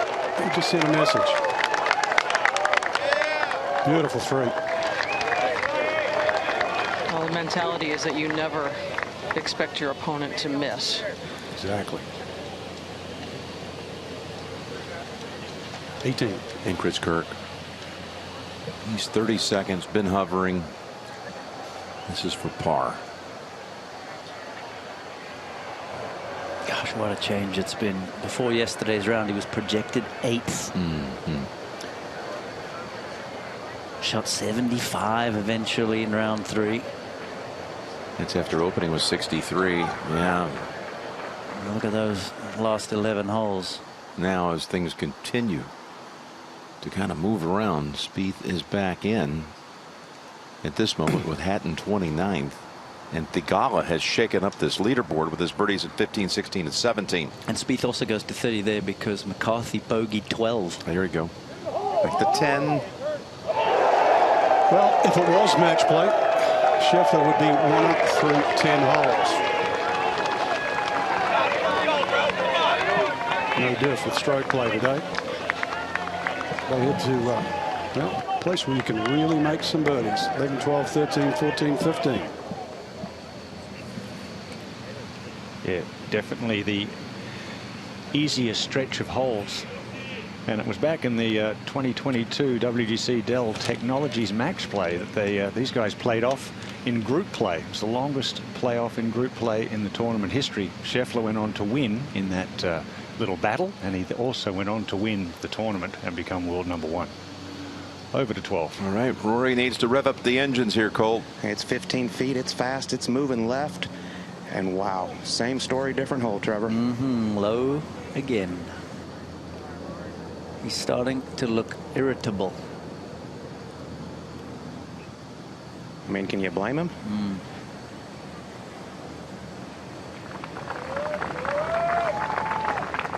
The good news is, Trevor, I think he knows the greens at Eastlake pretty well. He does. He's had a fair amount of success there, hasn't he? And the 3 times he's won the Cup, he did go in there #1. In fact, he wasn't even top 3 going into Atlanta any one of those 3 years when he won. Remember last year, coming in a few strokes behind, made a triple on first hole of the tournament, still ended up winning.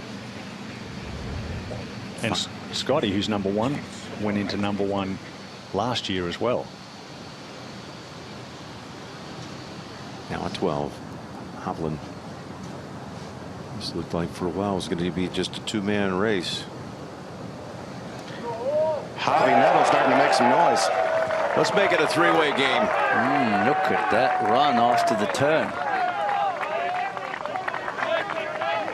2 off the lead of Scheffler's and 1 behind Fitzpatrick for second. And just like Frank and Ian have been talking about, the next 6 holes for this final pairing, all of those holes playing under par for the average on the day. Back to 11. I'm a little surprised here that he's going with driver, because you really only need somewhere between 260 and 280 on this short par 4. 284 covers the bunkers on the left. Give it a few more to the fairway. Oh yeah, he's trying to take it over the whole lot. God, that is a bullet. Absolutely perfect through the air, but it finds that 6-inch deep rough. On the TV tower, yeah. It is dense. Up to 18. Well, Thigala is behind that tree just after he got on this birdie run. Look at this. Is it going to stay on? Nope. Oh, that's pretty outstanding. It sure is. Away. 75 feet away. Back to 11. I believe a wiser play. I'm with you there, Ian. That's all he needed. Get it in the fairway. It's still just a wedge in there. Front hole location must be coming from the fairway. Can he get this one back? Go, Scotty. Go, Scotty. Go, Scotty. Time, Scotty. Let's ride, baby.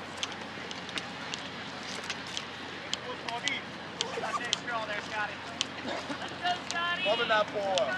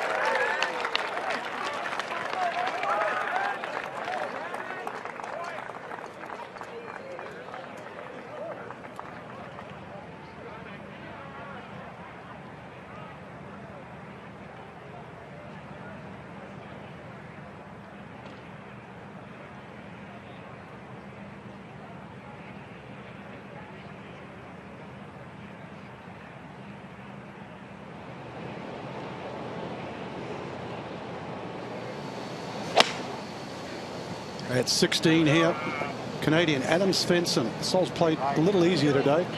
A lot easier. He nearly took home 2 cars and an Evans scholarship. Look what Theegala did last year to get to Atlanta. 4 under over the final 7 holes, and then, man, deja vu. Clutch. He's got his work cut out for him here at 18, though. A little bit of an awkward lie there near the collar. 7 of 16 scrambling this week. From what we know right now, the number crunchers, so he would not know this. He probably thinks he's just got to grind out a 4, but we're told at the moment a 5 would not change his position. It's funny, we saw that with Jordan and then Hatton, and the immediacy of when they finished with bogeys here, it didn't change, even though they were crushed to think that it probably had ruined their bid for a weekend in Atlanta. The ball position way back here, coming down into the bowl now. Settle. That was tough.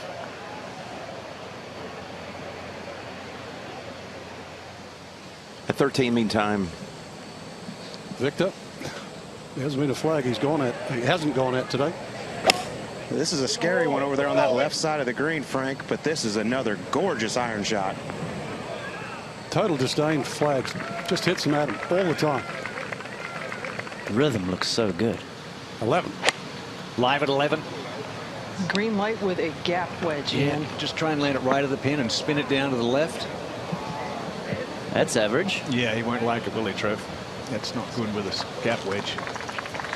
Maybe tried to draw it in there to get it to that front left hole location.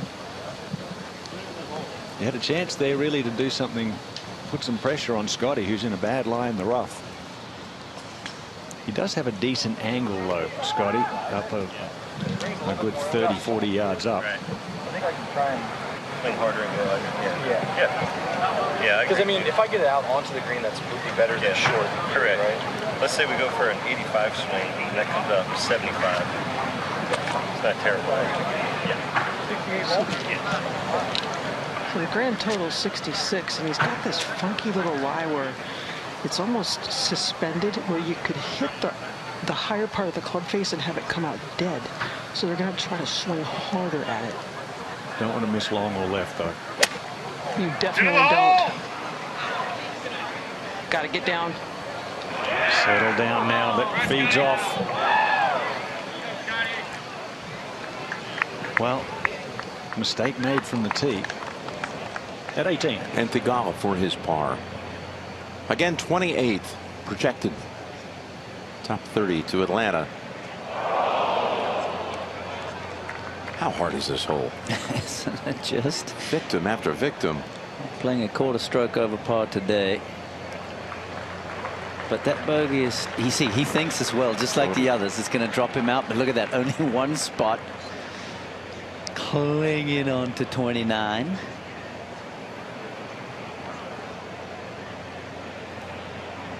.1 of a point ahead of Jordan Spieth. Well, you still have Rose out there and McCarthy out there. If you make it in position of 26 through 30, because what they do next week with the starting strokes, that group would be even par come Thursday, with the leader going in after this week at 10 under par. Now at 13, Hovland continue that birdie run. Just keeps giving himself chance after chance to climb up this leaderboard. This from about 12 feet.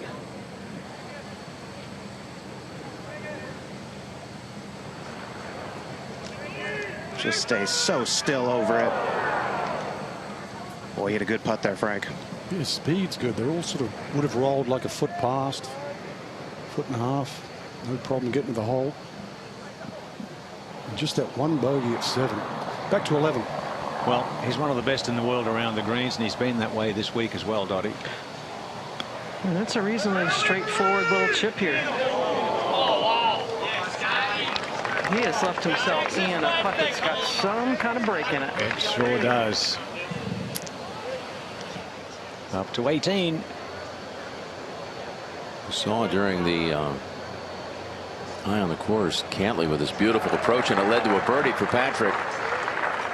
That is huge because of the two-shot swing with Thigala. That now steals some points, and look at that. Oh, wow. It knocked Thigala from 29th to 31st because of the additional points. Oh, my word. Or the points that were taken away by Thigala. Because they're now tied. Because they're now tied 6. Correct. With 6 under par, I should say. Isn't that something? This is stressful, Jim. It's a great example right there how you think you can control it, but you can't. Back out to 11. There's so many permutations. That is really outstanding speed by Matt. If you get frisky with that one, you could have 7, 8, 9 feet coming back in a heartbeat. Exactly right there. Now, McIlroy struggled to make that move today, Colt. Well, eventually one's got to go in, doesn't it, Frank? Yeah. Playing the odds. I like to gamble. Put that new putter in last week. 8 straight rounds with it. 14. To save. Currently 10 under in a tie for 5th. Oh, just hit it too firm. Firm on the high side, Xander. Big putt here for Scottie to stay 1 in front. Got in here quickly, too. Smashed it. I think he pushed that. He pushed one of 2 or 3 holes back as well. And you mentioned earlier, Trevor got one a little in the heel that he pulled.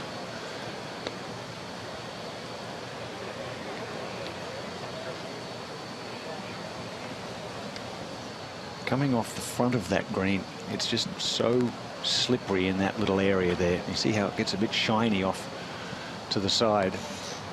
Some really good hole locations today on these amazing old greens. Yeah, 12 of the 18 hole locations 5 yards or less from the edge.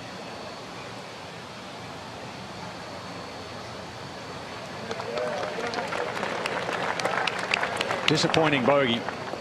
Only 66 yards to the hole with his second shot, but that rough makes such a difference.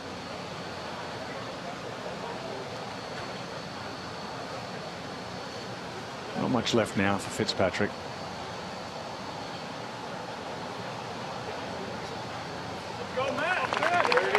He knocks them in so well, the short ones, nice and firm. Remains in 4th place heading into Atlanta. Marks down everything, keeps a record of every shot, every distance, everything that he's thinking that day. Here's Lucas Glover. Well, what a couple of weeks has been, coming in here at 5 under par after his back-to-back victories, and he's there, he's solid 5th, so he's right now currently tied for 19th. He's not on the bubble, so one reason why maybe a little less attention going for him, and he's in 19th position. But gosh, it's been fun documenting every step of the way over the Wyndham Championship in Greensboro. Yeah, last week in Memphis. A couple months ago, he was outside the top 180 in the FedEx Cup standings. And now all of a sudden got hot. Yeah, and he's looking at going into Atlanta 5th.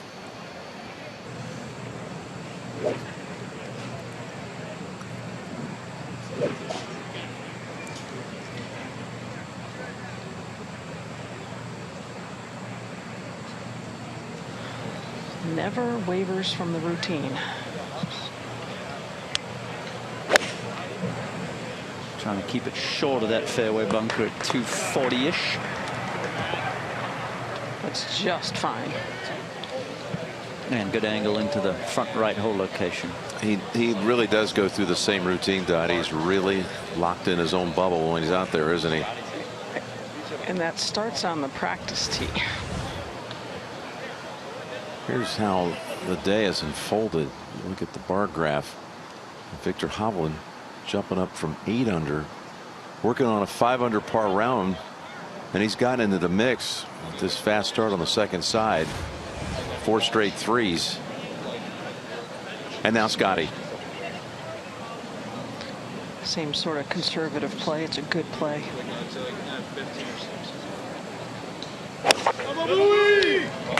Flag cut short right.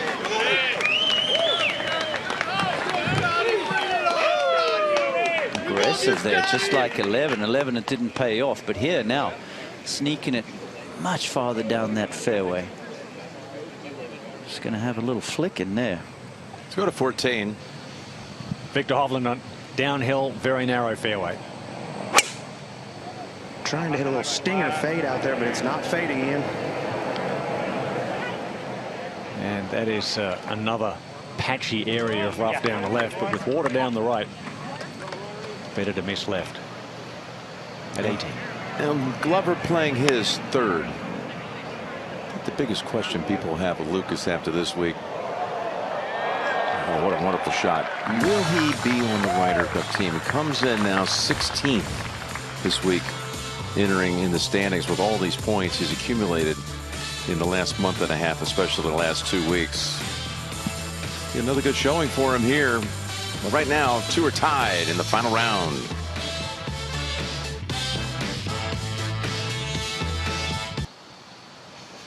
Oh, a long par putt here for Denny McCarthy.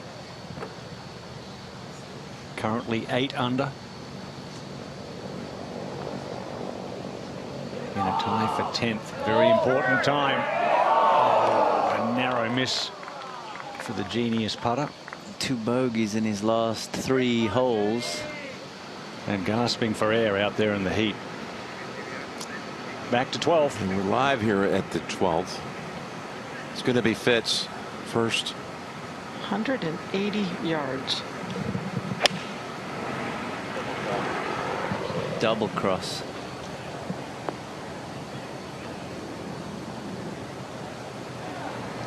So wide right on 11 and wide left on 12 with approach.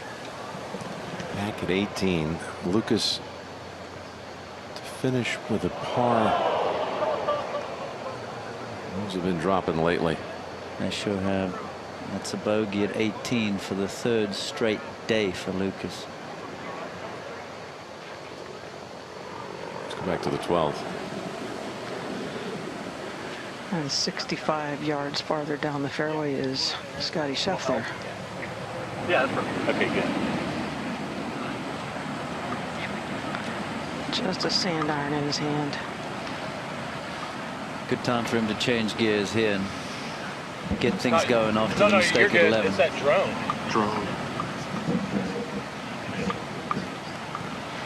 No, you're good. It's the drone I was looking at.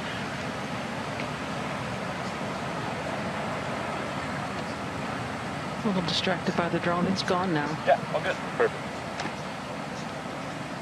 We're hearing it is not the CBS drone.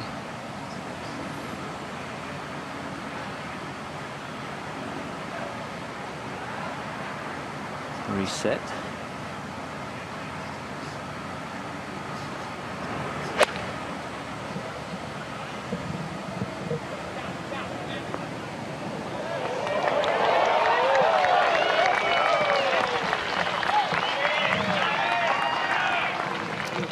He's had that a couple of times. That's like 3 times today. Yeah. He's had so much spin. 9 was another. But he is going to be putting uphill. We're at 14. And a good tee shot in the fairway for Rory.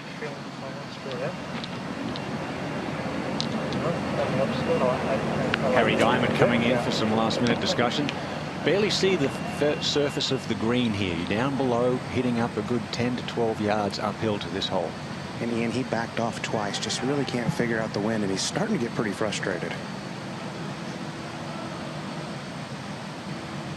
He needs to birdie in. Tracer by Trackman showing going in with that nice high draw. Well, it's the good side to miss on for the putt coming from there. Ahead one. And Schauffele is going for it at this par 5.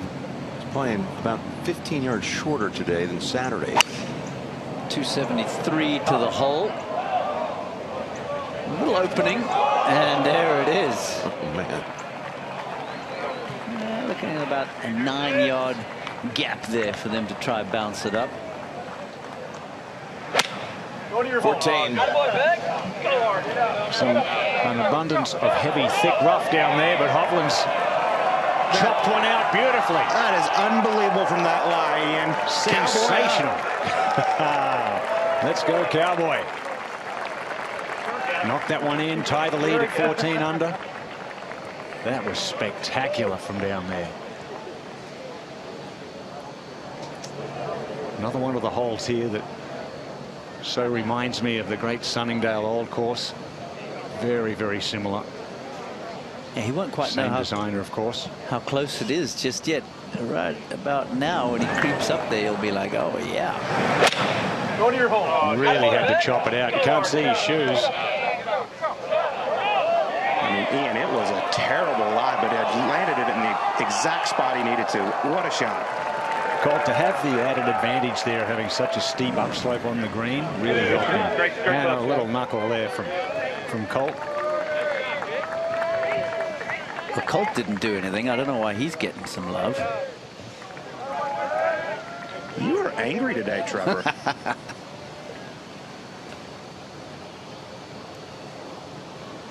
Back at 12. Right, Fitz has got a long one here with almost 8 feet of break, Toddy. According to the putt predictor. I kind of like that. And he did not like the contact at all.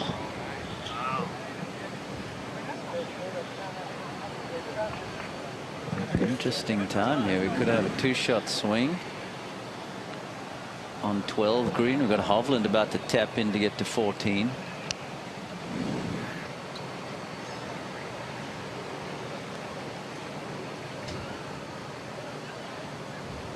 Back to the book.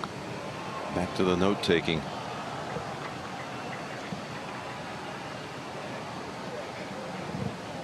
And meanwhile, Viktor, after that, one of the big shots of the day at 14. Yeah, just 18 inches away. Taps that in. That's just 5 threes in a row, Ian. Like John Paxson back in the day for the Bulls. Yeah, that's exactly right, Colt. And he jumps up into second. Hey, don't forget my guy Steve Kerr. He popped a few threes here too. He sure did.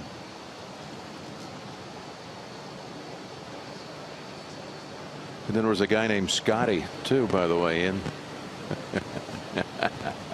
Speaking of Scotties, There were a few one-namers on that team. I remember a guy from Chicago by the name of Michael that was pretty good. oh yeah, Talk about a competitor. Yeah, great bounce back.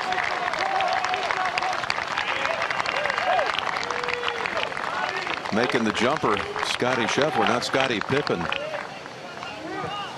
But that will go good in the PIP. The way he's playing. The player impact program.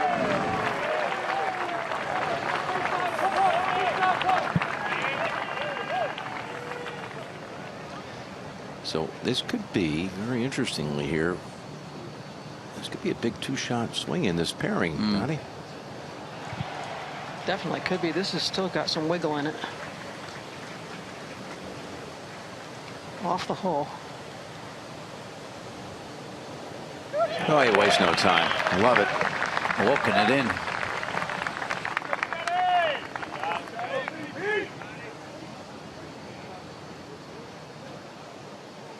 Now at 15. This is for eagle.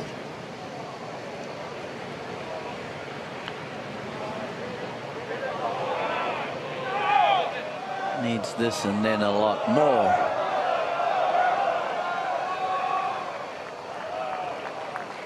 Pretty good effort from that far. Yeah. At 14. Yeah, Rory's ball rolled a little farther away from the hole than it originally landed. That's 17 feet uphill left to right. And it is very slow. And once again, low. Oh my, these last couple of weeks, what it could have been with a few more of those putts dropping.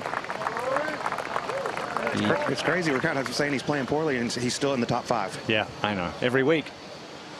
He's had 8 top 9s in a row coming in here. Xander Schauffele tapped in for his birdie at 15 after those 2 great shots. 13, a little uphill. And that bunker protects the front of that flag. So you have to trust your caddy here, Dottie. You've got to get that number right, and if there's any breeze.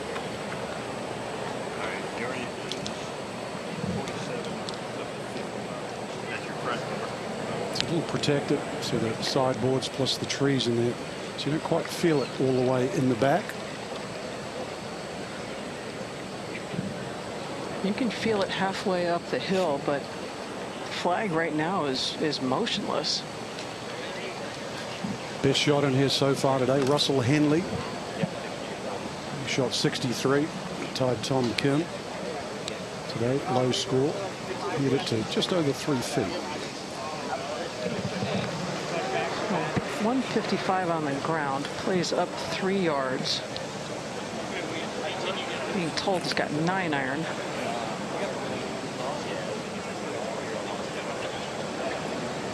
As soon as Ted joined that bag, this was a dynamic duo, wasn't it? Yeah, they have great faith in each other. Right man for the job. The disposition does his work. Spent a lot of time with Bubba Watson, so he's not scared of the big stage. Just says the right amount of information. Still, as usual, grinding to make sure he's got the club properly gripped with his left hand. Always a massive focus for him. Anytime he's on the range, so diligent with getting his hands on there the way he wants.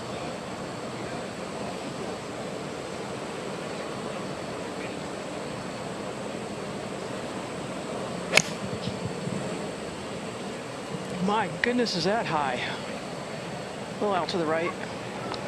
Once again, distance, bang on. If you could hit it flag high on every iron shot, you'd make a lot of money in this game. I think Tiger did that pretty well. I gotta say, none better. Jack Nicklaus wasn't so bad either. Correct. Getting the right club. Matt has been giving Scheffler fits so far today. Nice, Frank. I just saw Scottie Scheffler's grip. Big difference in the grips here. Fitzpatrick really strong left hand and a weakish right. It's like a butterfly grip. Same club though. Oh, didn't like it. Easy to get on the putting surface though. Weak right, yep. So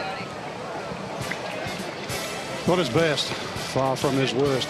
He's one back. Hovland too, making a move.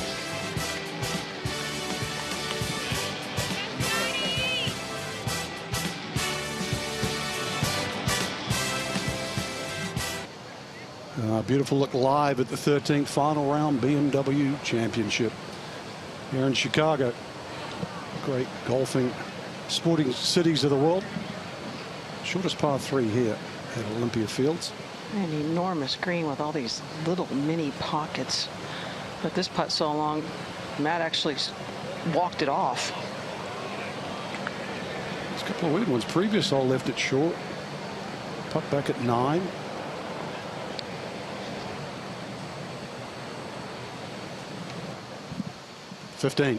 Hovland tied for second. Got some helping wind. If you can hit the fairway, you can definitely get home in 2. Bunkers are within reach. That ain't going to be close to it. He is on cruise control right now. That was pretty. Down that left side, cutting back into the middle. In the go zone, Colt. Back to 13.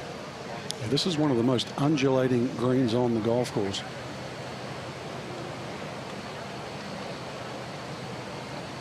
The section where the hole's cut is actually running away from the player, so this putt, even though it's uphill, it's going to fall awkwardly to the right.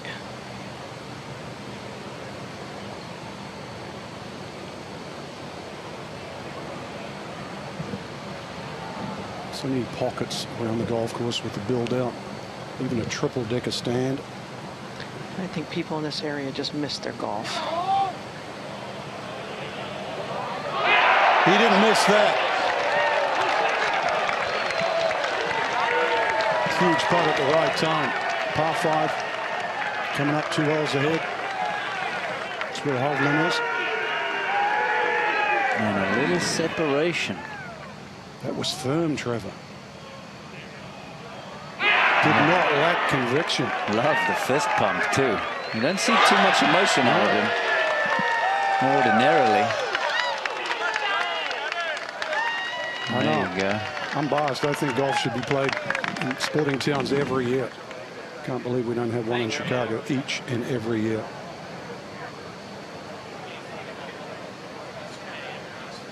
Well, Matthew Fitzpatrick, his brother actually was runner-up in Europe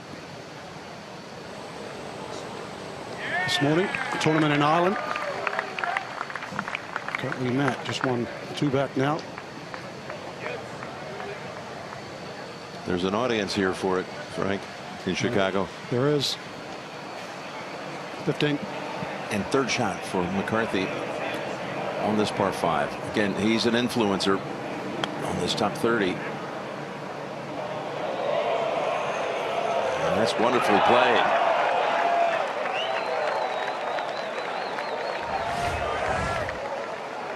Tournament headlines of this moment. Scheffler with 6 career wins. He finished second last year, teased 2 at the Tour Championship. Could be going in with the lead by 2 at 10 under par. That's how they'll do it next week. Matt Fitzpatrick entered 40th in the week in the FedEx Cup points. He's going to move in. Viktor Hovland. Wow, what a show he's got going on right now. Tom Kim, you see his name there. He shot 63 earlier today. So did Russell Henley. Yeah, Tom Kim birdied 5 of his last 6 holes, came back in 29. I totally agree. I don't need doing this special. Yeah. This one hitting on the pin. Perfect. Pretty much straight in. Correct. Elevated tee here at 14. Just need to hit it down the fairway. 280 would be a good number. 3 wood. Then fire up the hill for the second.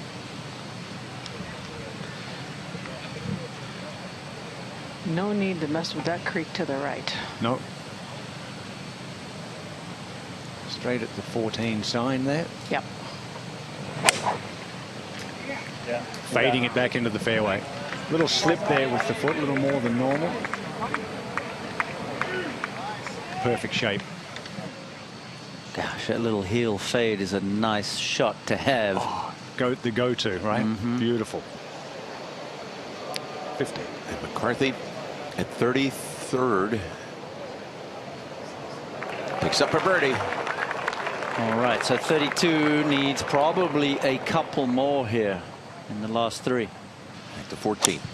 And I think Matt Fitzpatrick might need a couple more as well if he's going to challenge Scottie for the win.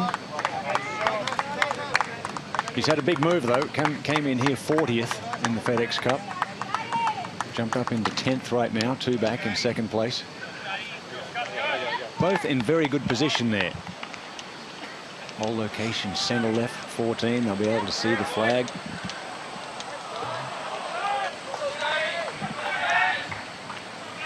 Scottie just making his way down the hill. We'll head back up to 15. And here it is. Going after it with just a 3-iron. That's a bullet 3-iron headed at the right green side bunker. Doesn't get to the bunker. Oh, that is unfortunate. He'd much rather have been in the sand there.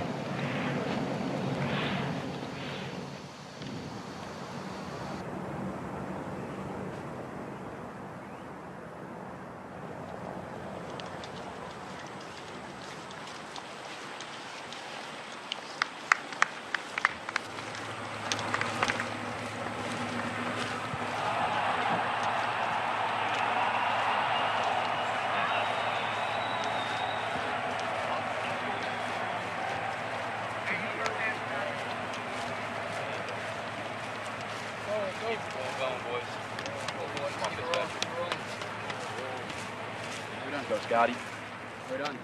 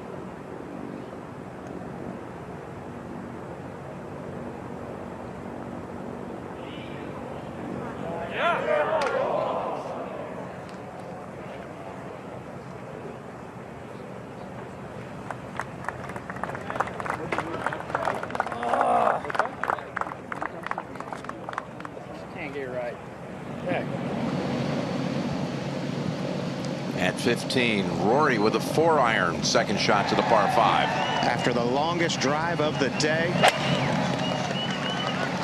this is tattooed right at it. Oh, you're not kidding. Look at this. Magnificent. We haven't had an eagle at 15 all week. Could that be the first? Could have jumped right past that eagle and gone to the albatross. Actually, like but Threatened I was just it. hoping it was landed on the green. That was a 4-iron. Some of these shots he's hit from long distance. This iron shot, the 72nd hole at the Genesis Scottish Open, one of the great shots of the year.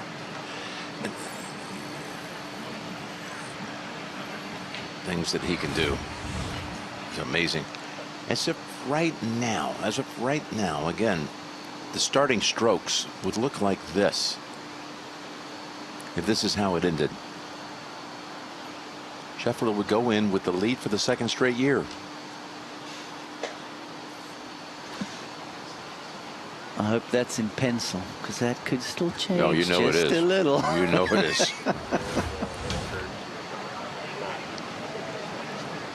At 15. Third shot. You weren't kidding, Trevor. He would much rather be in that greenside bunker. Oh, yes.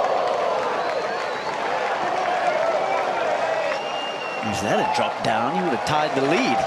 That was so good. That ball was so far below his feet and on a downhill lie. Yeah, we were talking earlier about how improved the short game is.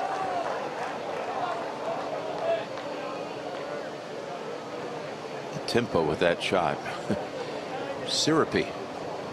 Key for him has been to be able to keep moving that weight forward onto his front side, get the angle of attack correct. Back to 14. And down in the valley, I'm sure he was hearing all of that yelling and screaming back up on top of the hill at 15 green. You could hear the noise, but we are in a hot pocket down here, Ian. It is just boiling. Yeah, not much breeze down below. It gets a little better when you get up on top, Dottie. He'll be there momentarily. 7-iron in Scottie's hand, 170, playing 175. I don't think he needs to roast this. Yeah, underneath the hole. No need to go long.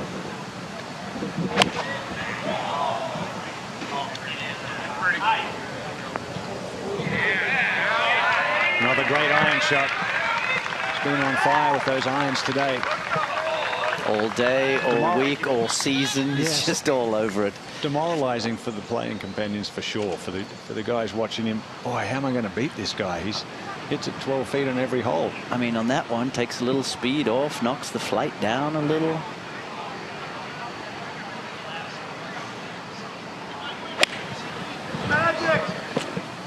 Doesn't like it. Oh, long left is not where you want to be here at 14. Iron players disintegrated since the 11th hole, left and right. Trying to force it. But hopefully no one got too badly hurt there. 15. Hovland first for birdie before McIlroy's attempted eagle. Huge putt straight down the hill. On a turn. He figured it out. What a run he is on.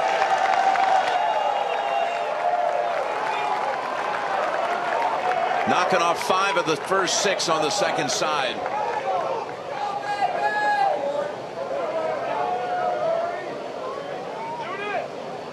Talk about being in the zone.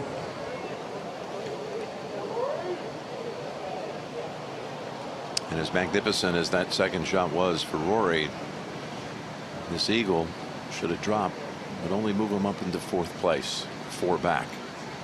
I mentioned the longest drive of the day. Now the closest approach shot. See if he can make the big bird.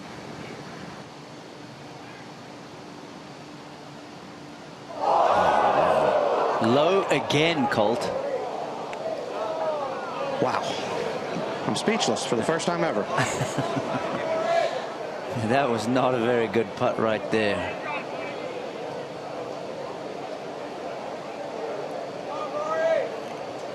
You know, he's just been misreading everything.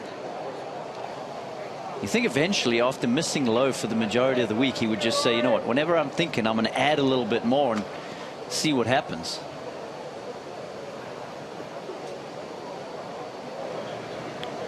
Hearing if he had made that, he would have jumped ahead of Rahm in the standings. Well, that's huge. That could have put him going into next week in the 2nd.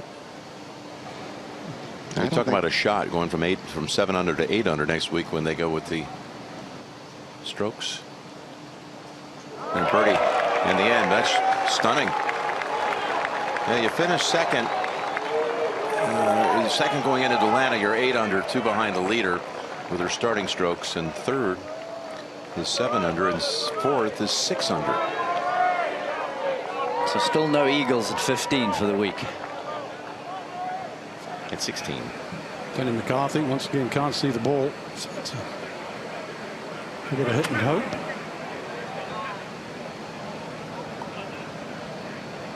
That's really well played. So he's battling just for a top 10, a chance to play the Tour Championship. 14. Did not move. Happy with that? Yes, sir. No, he's not going to take a seat. Real still, please.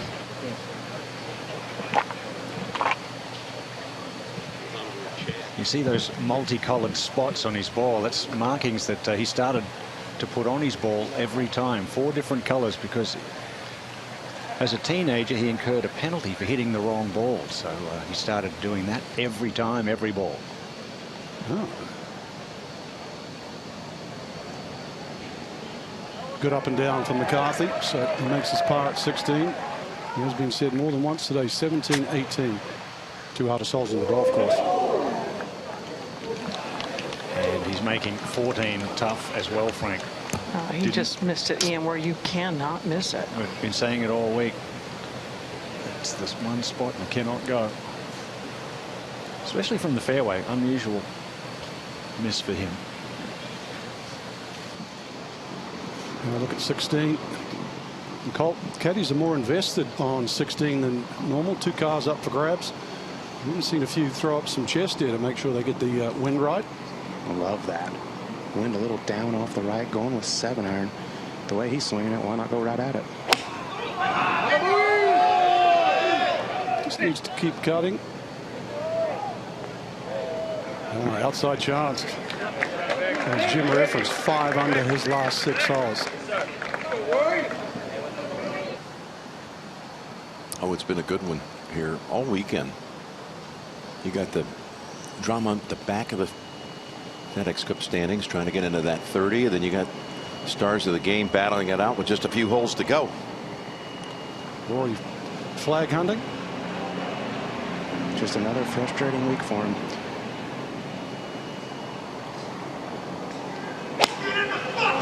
Frank, I would have to think that 2-week relationship with this putter is about to come to an end. I was trying for the bounce, more for an Evans Scholar to get a grant. That's what a hole-in-one would give. I don't care who it is out of the final groups, but if we can put another person through college, it'd be great. 14. Yeah, they've put 12,000 through, men and women. They've graduated with the Evans Scholars program. Ian, my husband's grandfather was one of those kids that went to school on an Evans scholarship. It is just an amazing thing that they've started here with the Western Golf Association and Chick Evans. It's a life changer. Established back in 1930. That's a bogey, though, for Fitzpatrick. Drops to 15th now. Just How many points involved when you're up here in the pointy end?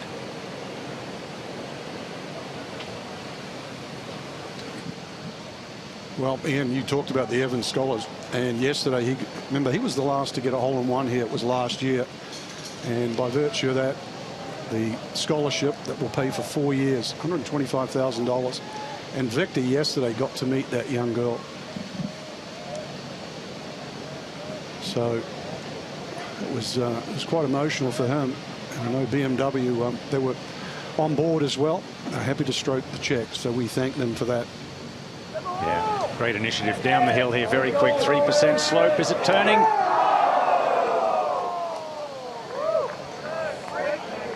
Good tee shot, wonderful approach. Pretty good effort. Couldn't be very aggressive, as you can see there, with the speed of that green. 6 birdies, 1 bogey today for Scottie. Heads to the par 5 where he can reach. We head up to 17. Danny McCarthy going with the 3-wood, keeping it short of the bunker down the left. Kind of an undulating fairway.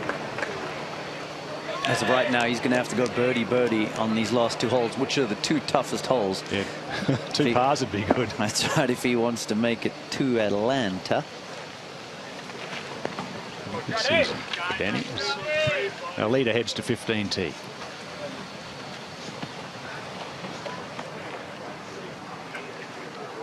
And this 15th hole has certainly given us some fantastic moments. Although Rory didn't have the payoff. That's right, my friend. Straight down? Straight down.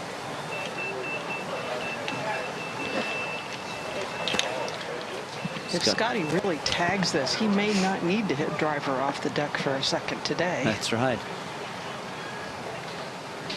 Definitely setting up for the fade here. Dottie's teeing this up all the way on the right side of the teeing ground. Yep. Just waiting for a cart to clear. What breeze there is, and it's not a lot, but it's helping. No is a miss to the right. Penalty area there. That's right. That's the 5th green behind him, just FYI.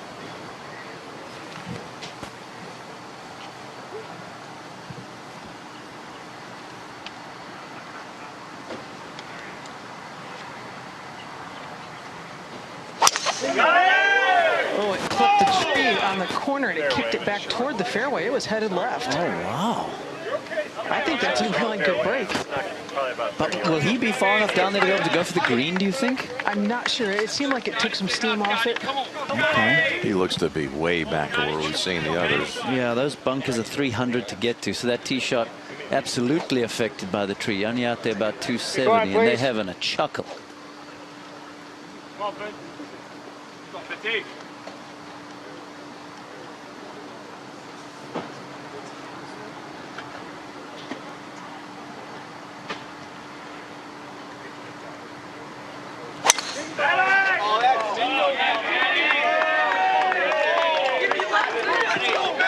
Well, that's a nice one. He needed it too.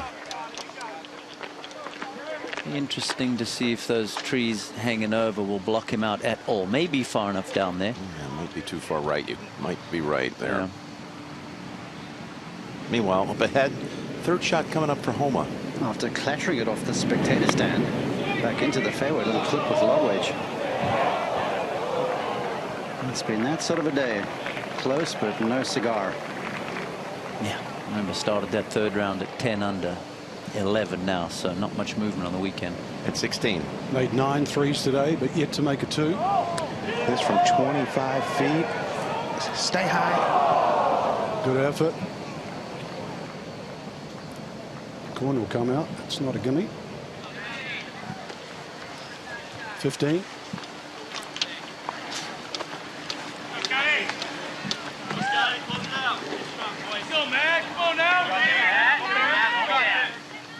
At 16 first. McIlroy. Extremely fast coming down the hill. This time. Why wouldn't you?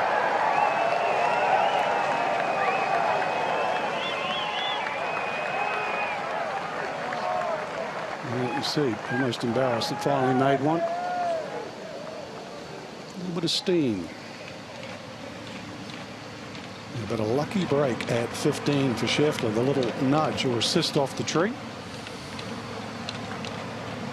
Yeah, that tee shot only ended up going 273 down there, Frank. You're looking at Scottie, past U.S. junior champion, playing with Fitzpatrick, who won a U.S. Am at the Country Club, where he also understood all of his magic. And here's Hovland, who won a U.S. Am at Pebble Beach on this day of the U.S. Am final between Nick Dunlap and Neil Shipley. 16. And could perhaps win a BMW Championship. Pebble Beach the following year when he played the U.S. Open, he was low-am at the U.S. Open. And then we saw him make the jump into the professional ranks, and it's all been forward. He heads to 17. And he's made the Tour Championship each year as Victor, as we watched Denny McCarthy, second to 17. Back left hole location.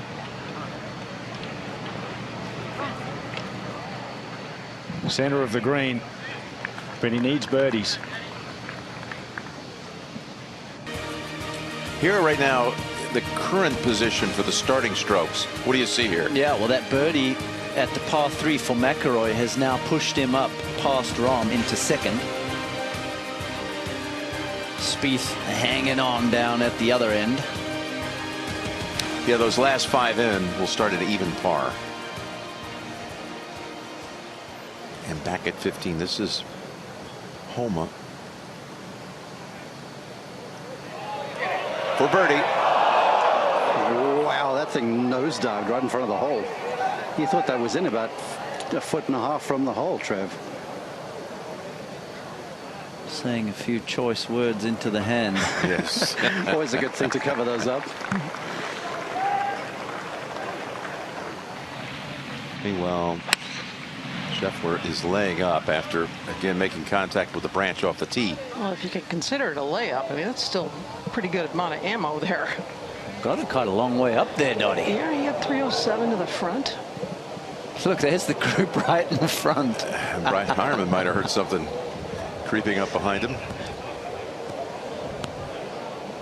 Brian's like, okay, Scotty, we'll pick up the pace. Well, they actually did get a warning back on 10. It's a par for Brian. Even for the day. Walks to the 16th, tied 6th. It's been pretty much on the same line all day long. Looking at being 8th next week going in. And does Fitzpatrick have the angle here, Dottie? Yeah. Angle. That's the straightest arrow I've seen all day. Oh man, it comes around that corner. Low bullet. Big time. He did have a branch in his way, went under. Took a massive divot. Well shown. Cool shot. Way cool, Trevor. Let's move ahead to the 17th. Well, he's still got a chance, hasn't he? 2 holes to go, 1 behind. Absolutely, especially with this difficult finish.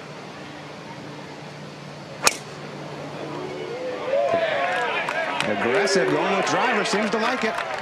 315 to the bunker down the left. He's gone down the right side. It's a good angle. He is on fire today. Viktor Hovland 7 under. Can he make a birdie in the last 2 and shoot a 62 to tie the course record?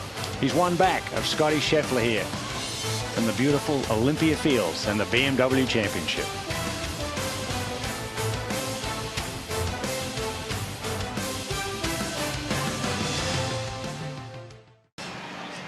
We are live. 15. Fitzpatrick. Nice look at that cross-handed grip there. I like this lane.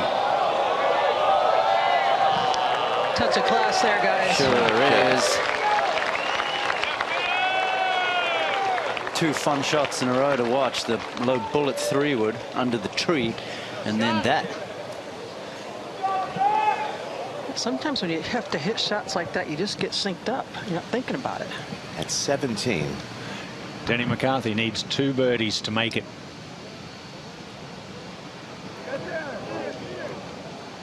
Well, it was a good effort. When he does miss, he doesn't miss by much. Needs to hold his second at the last. Back to Scottie. What do you have here, Donnie? Oh gosh, it's a chip that has to lay, I believe, on the green, and take one hop and stop. Pushed it back in the stance. Yeah, going to bounce it in. Ooh, that's why you wanted him to fly it on the green, Dottie. Correct. They're just soft enough on the edges that that is the risk. Yeah, good call there. Hovland really needed Scheffler to make a par, no better, at 15. Still has a chance at birdie. But the way he's been playing, you thought he'd knock it up there close. Yeah, I really did. So he's going for the little bump. But that second bounce, did you see how the spin just grabbed? And he is a little perplexed by that. Let's go to 16. Max using the left side of the green, sort of opens up the shot to a right flag. He's found a little groove with the golf swing over the last 45 minutes or so. This is peachy. 7-iron. He's posing on that left side. Gorgeous shot. Lining up those BMWs, Frank. 18. And Justin Rose, he's going to miss out on Atlanta, 34th. Remember that bogey he made here at 18 yesterday? And that's just been the momentum he's had. 3 bogeys, no birdies in the final round. Of course, he's a past FedEx Cup champion in 2018. Back at 15. This is for birdie. They've picked out a spot off the hole left.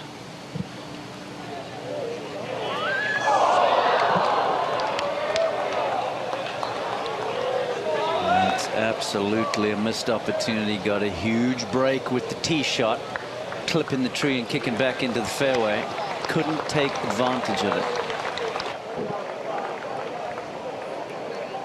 And with him failing to cash in on the 15th, which is your best birdie chance on the entire second side, Fitz now can get right back into this. He could be within 2 and knock this little one in.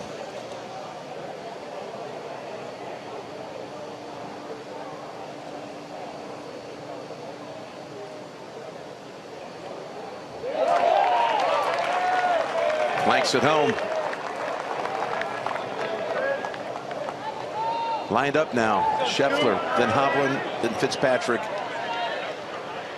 One shot each. 17. Leads the field in driving accuracy. Another fairway here for Viktor Hovland. He's taken his time over the ball there. Little technical issue there. Back to Scottie making his way up to 16T. Yeah, he'd love to do what he's done the first 3 rounds, and that's par 16 every day, par 17 every day, and par 18 every day. You think that'll be good enough, Frank? Well, seeing 17 and 18 and playing so difficult, Trevor, I think 16 will look pretty good. But up ahead is Homer. He'll have to wait for this. Sneaky fast down the hill.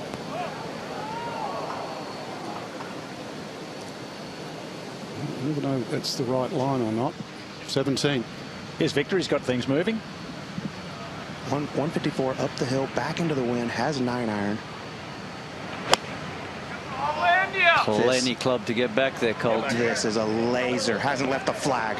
Right over the flag. 10 feet left for birdie. Ty Scheffler at 16 under if he can do it. We've only seen 6 birdies on 17 and 18 all day. So let's head to 18 now. Xander for birdie, not for par. Beg your pardon.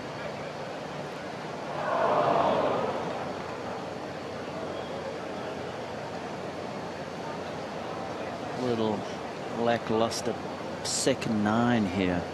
Knocked that in to be 1 over on this side. Was in the green side bunker in 2. Roller coaster. 6 birdies. This for his 4th bogey of the day. This has a lot right to do with Koepka being an automatic qualifier. Because 2 things had to happen. That's tied 8th for Xander. For Brooks to be bumped, he needed Homa to be in a 2-way tie for 9th or better. He's currently 5th. and he needed Scheffler a solo 9th. Well, you got Scheffler right now is tied 8th. So it looks like Koepka's going to be fractions out of the top 6 automatic. And then we'll need a pick. Back at 16.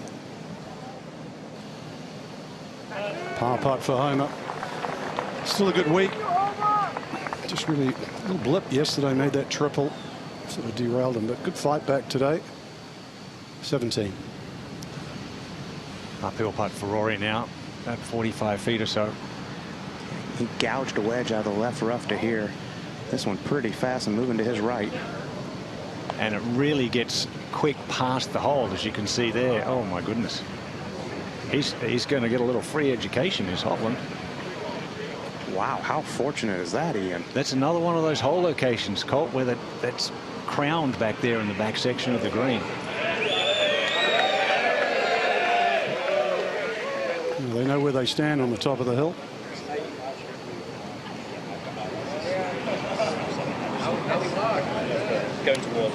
Matt's got 6 iron in his hands, Frank. Just looking at Billy Foster, who brought back good memories. I first met Billy when he caddied for the late Gordon Brand Jr. He was a Ryder Cup player. Heck of a man, too. And when he was in a position like Matt, he would just go straight at it.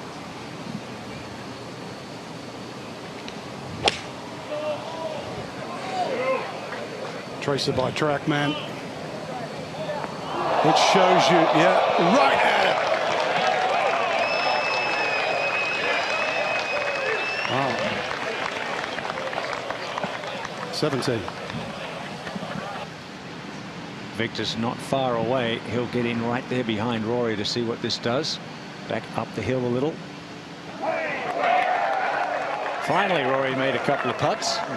Rory gave him the perfect read. He sure did. It's not far off straight, a little uphill. Now Scheffler, he's only won in February, March and April. We're in August. 1-shot lead. That is the same club and not a full tilt swing at it. Wow. Doesn't back down at all. 17. To tie for now. Banged it in the back. Hovland moves to 16 under. Tied with Scheffler with 1 to go. Just his 11th 3 of the day.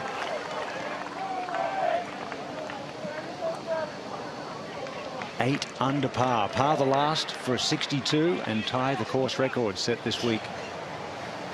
18. We're hearing that if McCarthy makes 3 at 18, he would get inside the top 30.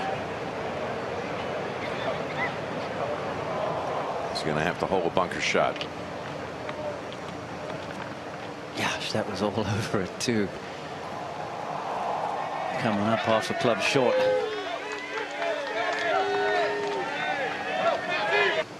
We're on the tee with Victor. My goodness, did he go hard at that, Trevor? Yeah, went a little back and right on that tee to create some angle, get it over the tree, cut the corner. He's afraid he's going to hit the tee marker. And I'm looking out the back of our booth, and that ball is perfect right in the middle. Wow. This sensational round for Hovland. Birdie at the last, course record for 61 Hovland. if he makes birdie, which is what McCarthy needs. Let's go to 16. It'll be Scheffler to go first, Jim. Nearly his height, Dottie. I've got a 6'2", that putt. That's about right, yes. He's 6'3". He says he doesn't particularly watch leaderboards or projections, but it would be impossible not to know what's happened. There's a leaderboard just short and right at the screen. According to the green book, it should be a little bit of hook, but yes. What comes off that bunker, that front right one, and when you walk on the green? I'm seeing this just above the hole.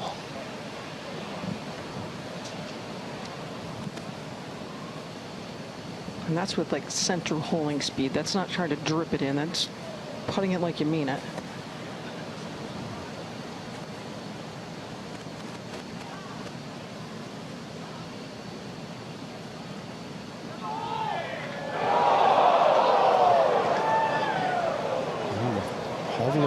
hole and a half ahead.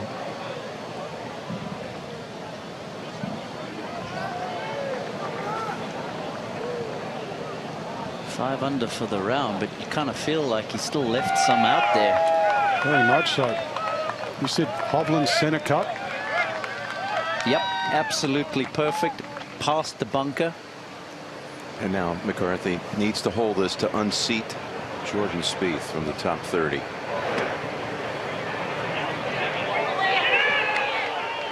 Not going to be enough, Jim.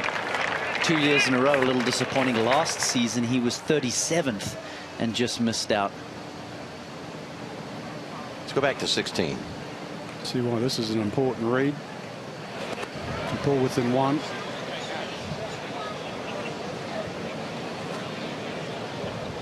He was tough down the stretch at Hilton Head. Took Spieth to a playoff. And then hit one of the most brilliant shots with that 9-iron on the last hole in the playoff. Nearly hold it. This, I think, has to go ever so slightly to the right.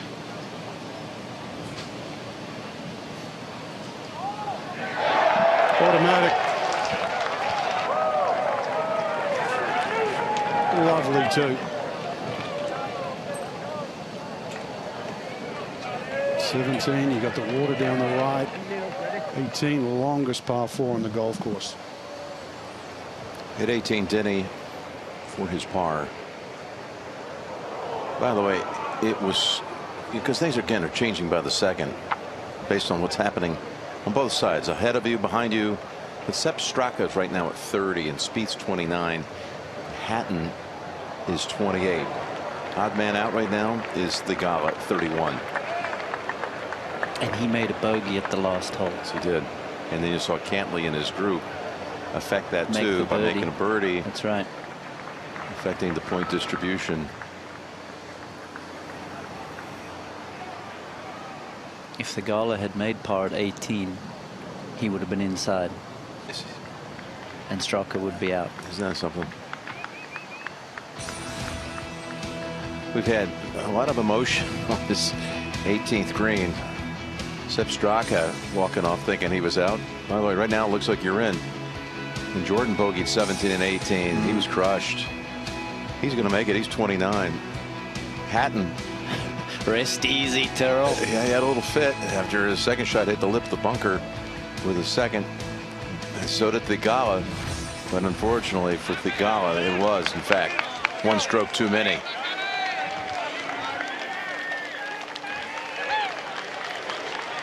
It's been an interesting day. I've said that a couple of times. How you've had that story and then at the top. I mean, look at this three-way battle with these three names. Scheffler and Hovland tied. Fitzpatrick one back. Of that backstop? Yes, sir. Yep.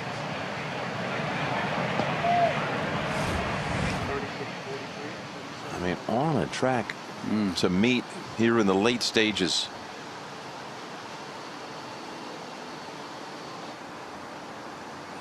Hovland set up ideally here at the 18th. The hardest hole to conquer. But the way he's playing, he's aiming everything right at it and usually finding his landing spot. First, it's going to be Rory. Jimmy has some overhanging trees. Got to keep it down a little bit and probably play at the opening in the green. I don't think he can go right at the hole with those trees in the way. Yeah, just 7 yards over the bunker, that whole location. Well, he's going right at it. Lands on the fringe, will settle on the back. That'll be a tricky putt.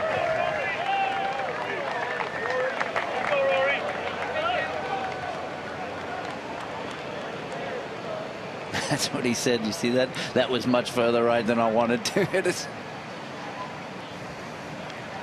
And now Victor. And Colt, he's seeing nothing but the flagstick right now. I mean, what a tee shot. Just been striping it all day. 3 here, and we might be seeing him in victory lane.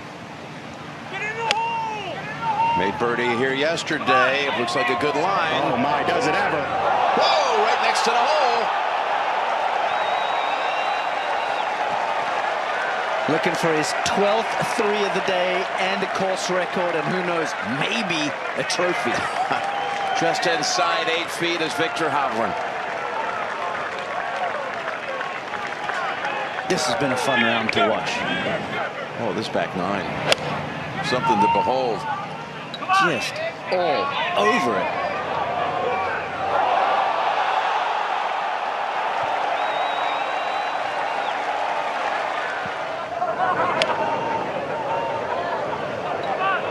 Look at all the people.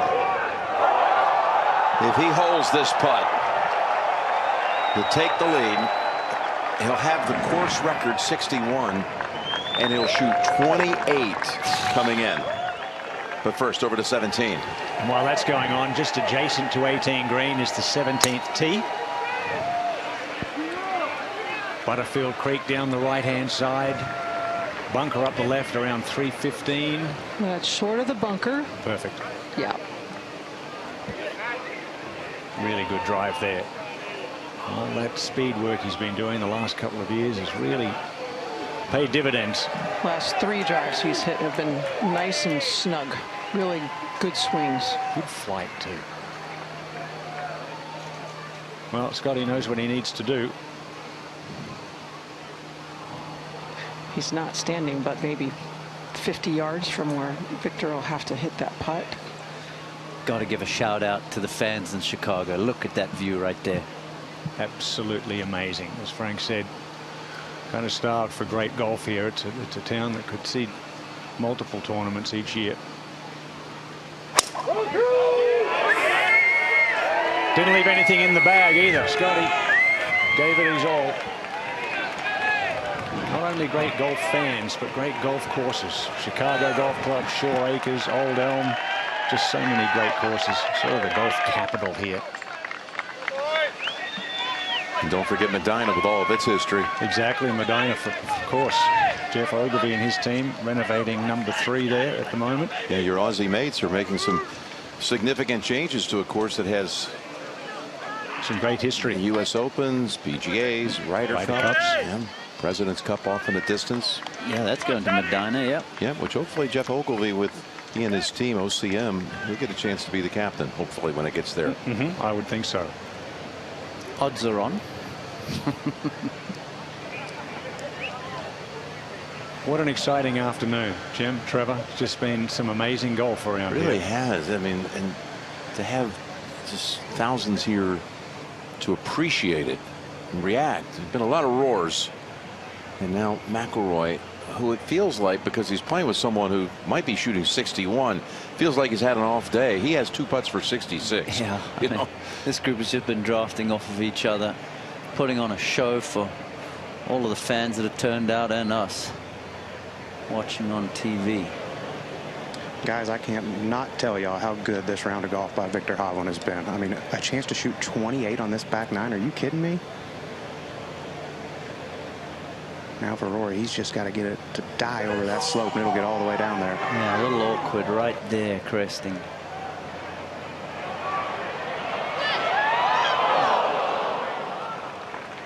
There's a lot happening in that putt.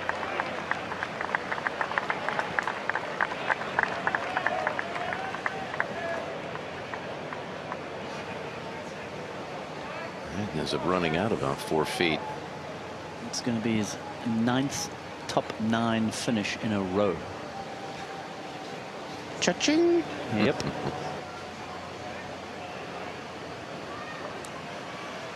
All these numbers we've been talking about. If he makes it, the 28 we've alluded to, back 9 would consist of 8 threes and a single 4, and that was a birdie at the 15. 8 threes and a 4. If he makes it for the lead. I mean, pretty much every iron shot he's hit on this back 9 has been right at it. You got it now officially 6.5 feet. Colt, he's made these putts look like they're a foregone conclusion. Yes, he has. I mean, with all that's on the line, that tee shot and that iron shot, just incredible. Course record for the lead. Just your everyday 6.5 footer.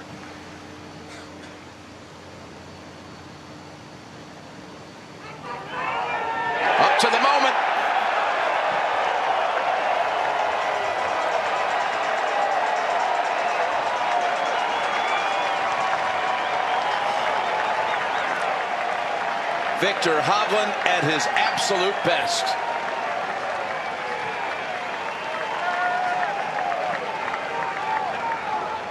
Started the day 3 behind, throws a little 61 at it.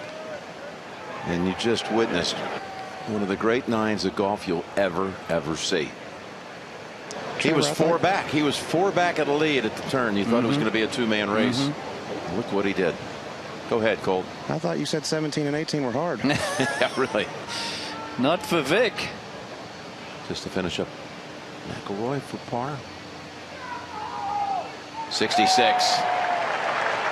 You shoot 66. It's one of the best rounds of the day.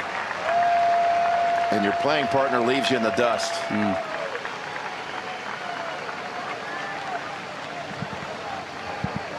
Gosh, this is a round of golf we are going to remember for a long time, Jim. This shot. 158.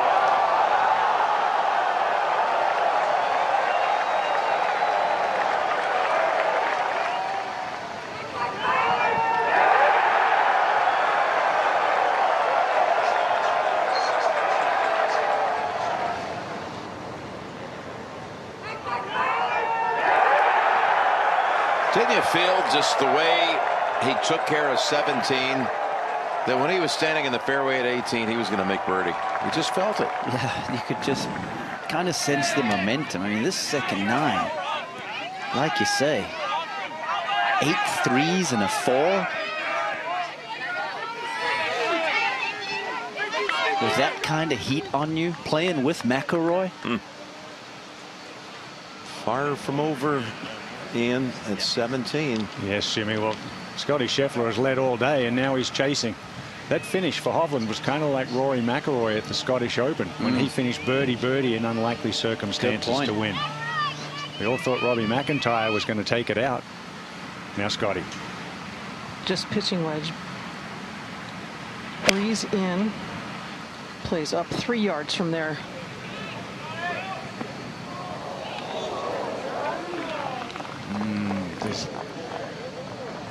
Not as close as he would have liked with a wedge. His proximity's been great. Inside 20 feet all day. And this was wild. Viktor Hovland was putting back on the green at 18. Matt Fitzpatrick. He backed off as the wind changed and came more into him with a pitching wedge. A couple of outside chances for birdie here for our final pairing. But Viktor Hovland on his way to sign that scorecard. And he is going to be the BMW Championship if Scottie can't make a birdie in the closing 2.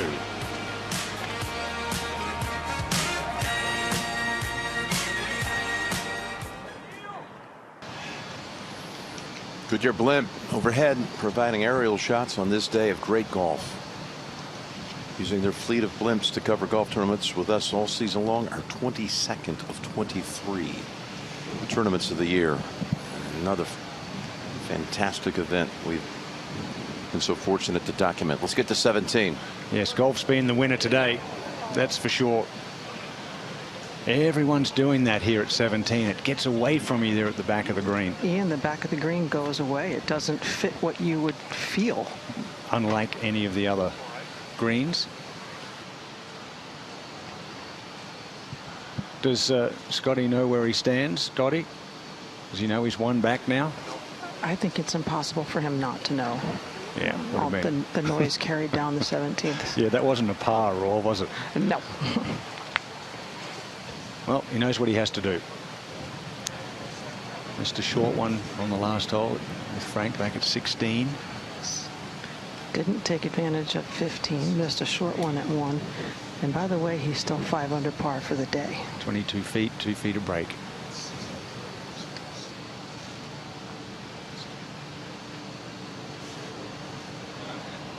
Once again, just gets past that hole and keeps on going. Just a little too firm. There's some work left there, Ian. There certainly is for both the guys. There is some work left there. Colt Knost was telling me he thought that that 9, that back 9 from Viktor Hovland was the best 9 holes he has ever seen. I'm up there. I'm up there. I agree. Maybe round of the year.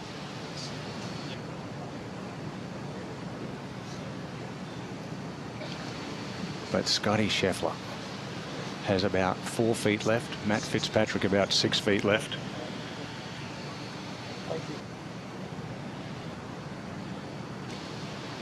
Sort of a weird feeling out here. It's like the energy is kind of dissipated a touch. Well, he left the door open when he didn't take advantage of 15, and then again on 16 after the beautiful tee shot down the hill. Yeah, you could go back to the mistake at 11. I mean, he's given other players opportunity. He's had 4 misses from 5 to 7 feet in this round. And like you touched on earlier, all of that and still 5 under in round 4. I think it speaks to the standard we've come to expect from Scottie.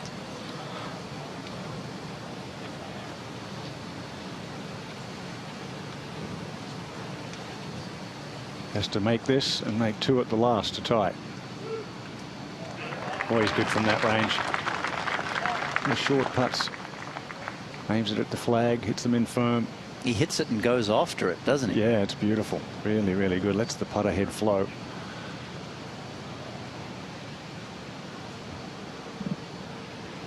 It looks like there's a little pitch mark there, about maybe 18 inches short of the cup. Maybe it's just left of his line. Pretty straight. Led for the week. Tee to green. Driving and approaches.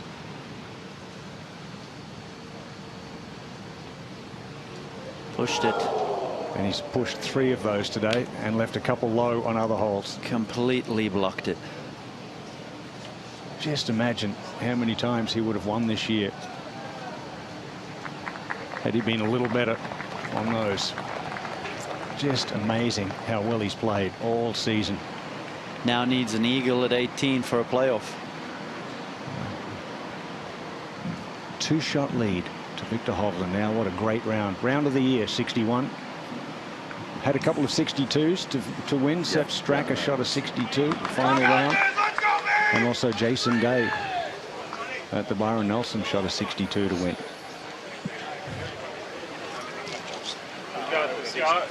Needs a 2 at the last. Both players. Stunning how all of a sudden it is completely lined up for a Viktor Hovland victory celebration, and he's so deserving. His 61 today is career low. And you've seen it in his last 3 regular tour events, not including the Open Championship. He has a 65, a 64, a 63, and today's 61. You talked about he had not missed a cut all year long because he won Jack's event at Muirfield Village. And that 61 is the lowest final round ever in a FedEx Cup playoff event. Spectacular. The ball striking stats off the charts. 24 of 28 fairways this weekend. 29 of 36 greens. Had it on a string.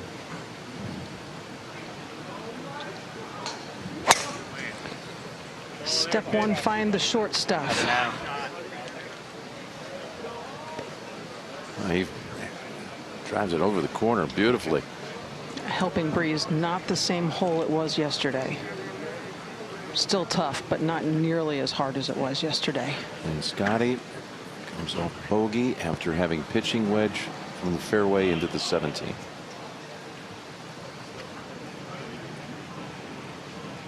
We've had 1 eagle on a par 4 this week. Thigala at 14.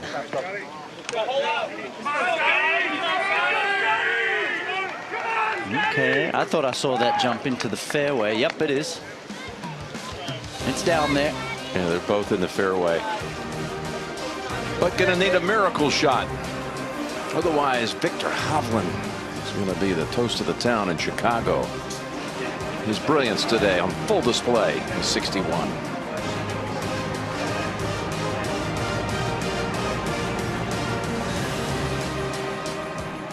This is a great second shot in here at 18 by Homa. Stay up.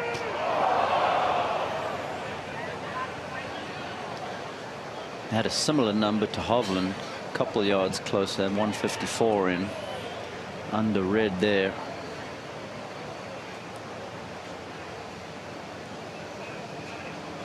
They're feeling pretty good right now. I don't blame them. Shane Knight's been on the bag a long time with Vic. Max finishing up with 68.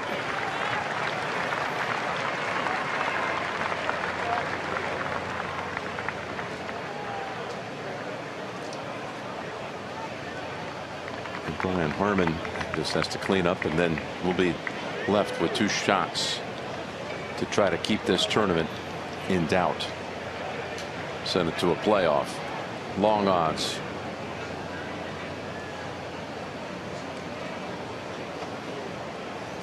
Brian Harman get to compete in his native Georgia next week. Born in Savannah, lives in St. Simon's Island. Champion golfer of the year.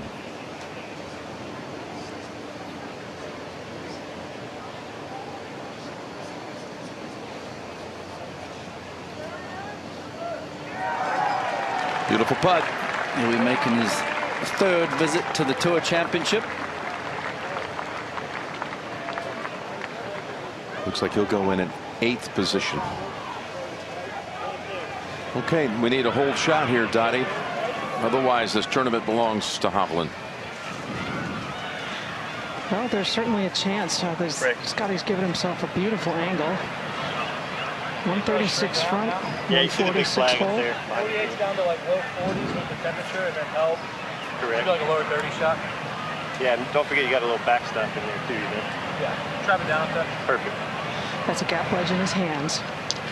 Well, you use that backstop if you're going to spin it like he has all day. Remember the shot he hit into 2 today. That's right. If you want some history, 1953 in Chicago. Tam O'Shanter World Championship. Lou Worsham hold the 2nd shot for an eagle at the last hole to win. It's certainly at it. Oh, just had to be up a little bit more.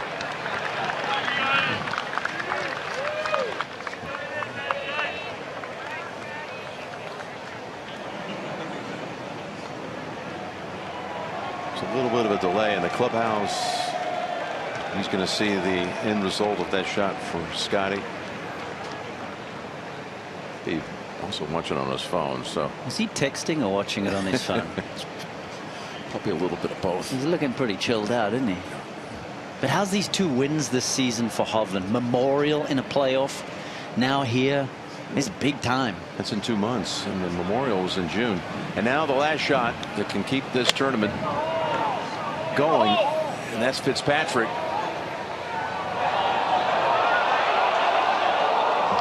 Can't say they didn't make a good try at it. It's going to be a victory for Hovland.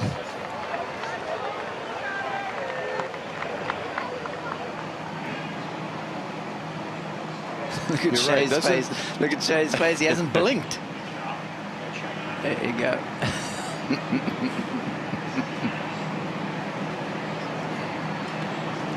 Go ahead. You can celebrate now. You've done everything humanly possible. 61, 28 coming in. Birdie 17 and 18, those 2 hardest holes.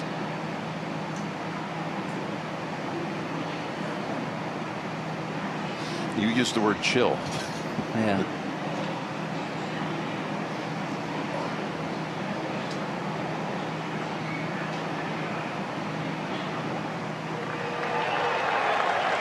I'm still not sure they've seen the 2nd shots. Those are 2 fine approaches, Dottie, but they needed something even more. Well, I mean, if you look back at the round, that miss by Scottie at 11, where he took the really aggressive line off the tee, didn't take advantage of 15 after getting that good break off the tee, and then the 3-putt. He's had a pretty good stretch in the BMW last year at Wilmington Country Club with that hole-in-one. We talked about a couple of times how it sent a young lady to college on an Evans scholarship, and there's the round, one of the rounds of the year on the tour. There's no question about it. The 61 will be long remembered. A course record at a course that's 100 years old. Amazing stuff. Wow. Thank you. Mark, testing. Yeah. Done. Have done a few now? Yeah. Great. Good roll. Shake. That's Max's caddy, Joey Greiner. Steve Rintoul from the Tour. And now these two are going to try to settle second place. They're tied. Scottie first for birdie.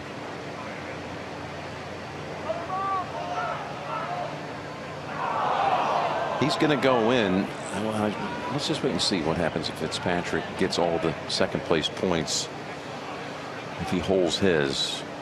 Scottie came here still looking at being first position for next week. I think there's some business to settle for Scottie Scheffler. Mm-hmm. Went in there #1 last year.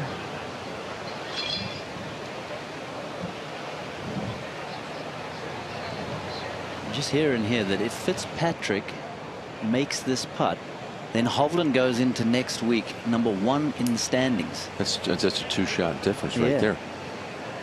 Be 10 under and 8 under for second.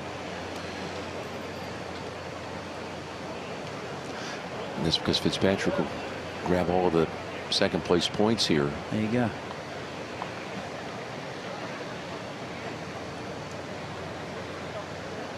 So Victor's back there in the clubhouse celebrating, but this would even be another boost. This would be worth 2 shots for him for next week. So Scheffler, assuming he makes the one coming back, will be 1, and Hovland will be 2 going into Atlanta. Scottie's ball is not in the hole yet. Man, that had a chance. Toddy, that was another lip out. It's interesting, the two that are going to be playing in the final pairing on Thursday were the two that, when you look at the aggregate score this year in the 4 majors, Scottie's in, so he'll have pole position. The aggregate scoring on the 4 majors, Scheffler was best. Didn't win one, but he was 18 under, and Hovland was second, 16 under. That's right. And those two are going to be playing 1-2 together in Atlanta. Just the way it works out. Fitz, who came in 40th this week, had to do something, and he certainly did. He contended. He'll be 10th in Atlanta. And so the second to last pairing next week will be Rory and Rahm. That's right.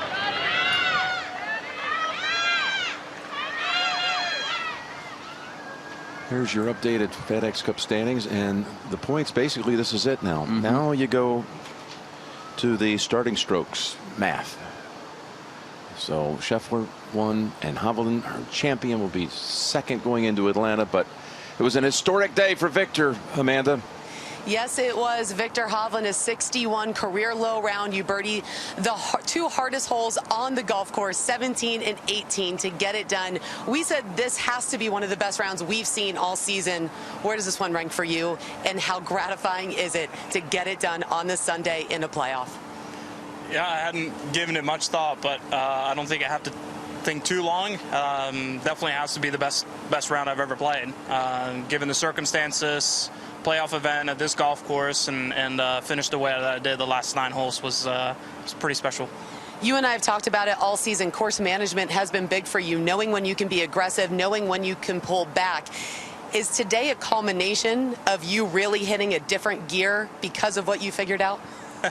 Well, I wouldn't say making 7 birdies on the back 9 is trying to play more conservative going into the greens. It just kind of worked out that way. I think it was more of a mindset thing. I think instead of, oh my God, I got a chance to win, I need to birdie this hole, I need to birdie this hole, I need to birdie this hole to have a chance. It was more just, okay, what's the right decision right here now, and then commit to it.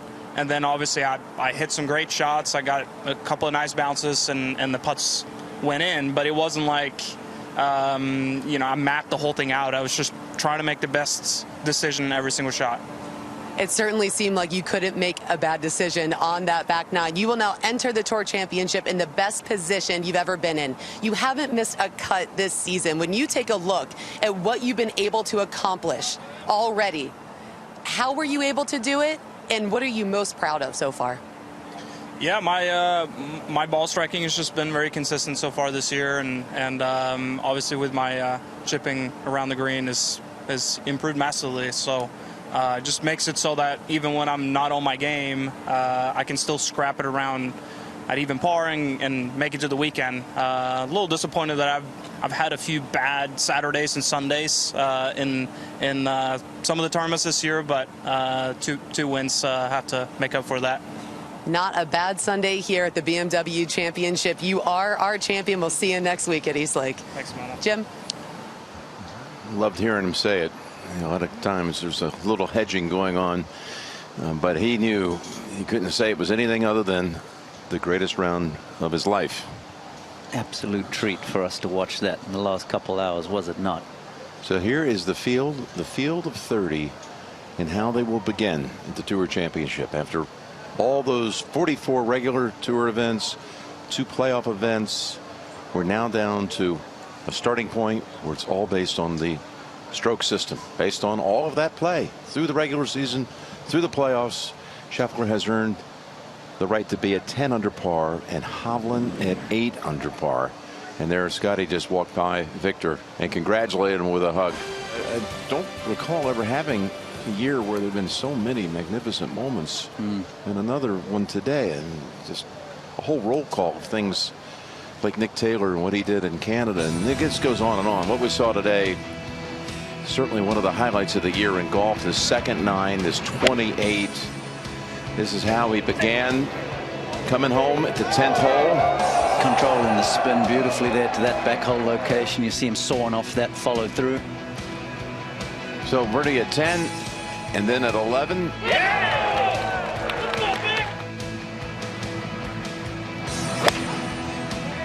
This is at 12.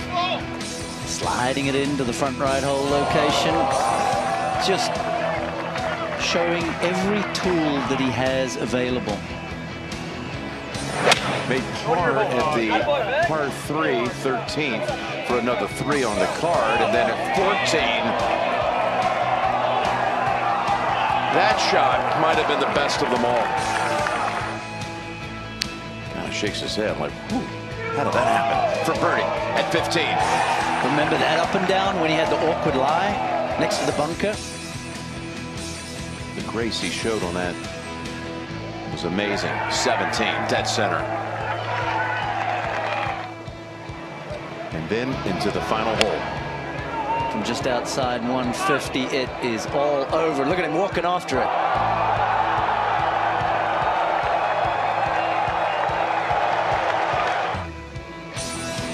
For all the history, for all the marks, and for the title.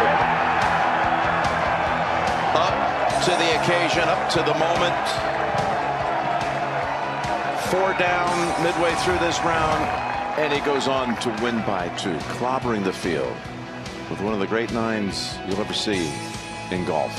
His 5th career win, his 2nd in his last 7 starts. That's 2 in just a little more than a month's time.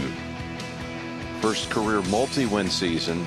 He gets, of course, the quadruple points everybody does this week. That means 2,000 to the winner, which elevated him to 2nd going into Atlanta in the lowest final round in FedEx Cup history, a final round 61 that it was. We've had some great finishes at East Lake over the years. Remember McIlroy and Scheffler going head-to-head down the wire last year. Got to give a shout-out to Scottie, even though he came up a little short here. 2nd season in a row. He goes to East Lake, the #1 seed. Can he get it done this time? Tonight on CBS begins with 60 Minutes, then Big Brother, the Challenge USA in CIS, Los Angeles. It just felt all day like it was setting up for Scottie Scheffler to see it all come together. But instead, it was Viktor Hovland just putting it into a gear like you'll never see. You just don't see this. You just don't see 28 with 8 threes coming in on a course that's 100 years old, with the top players in the game right there battling with you.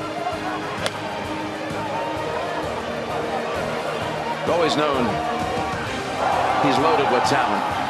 Since his days at Oklahoma State and the U.S. amateur title, he just went to a whole new level today, folks. Viktor Hovland, the city of broad shoulders, he carries golf to Atlanta.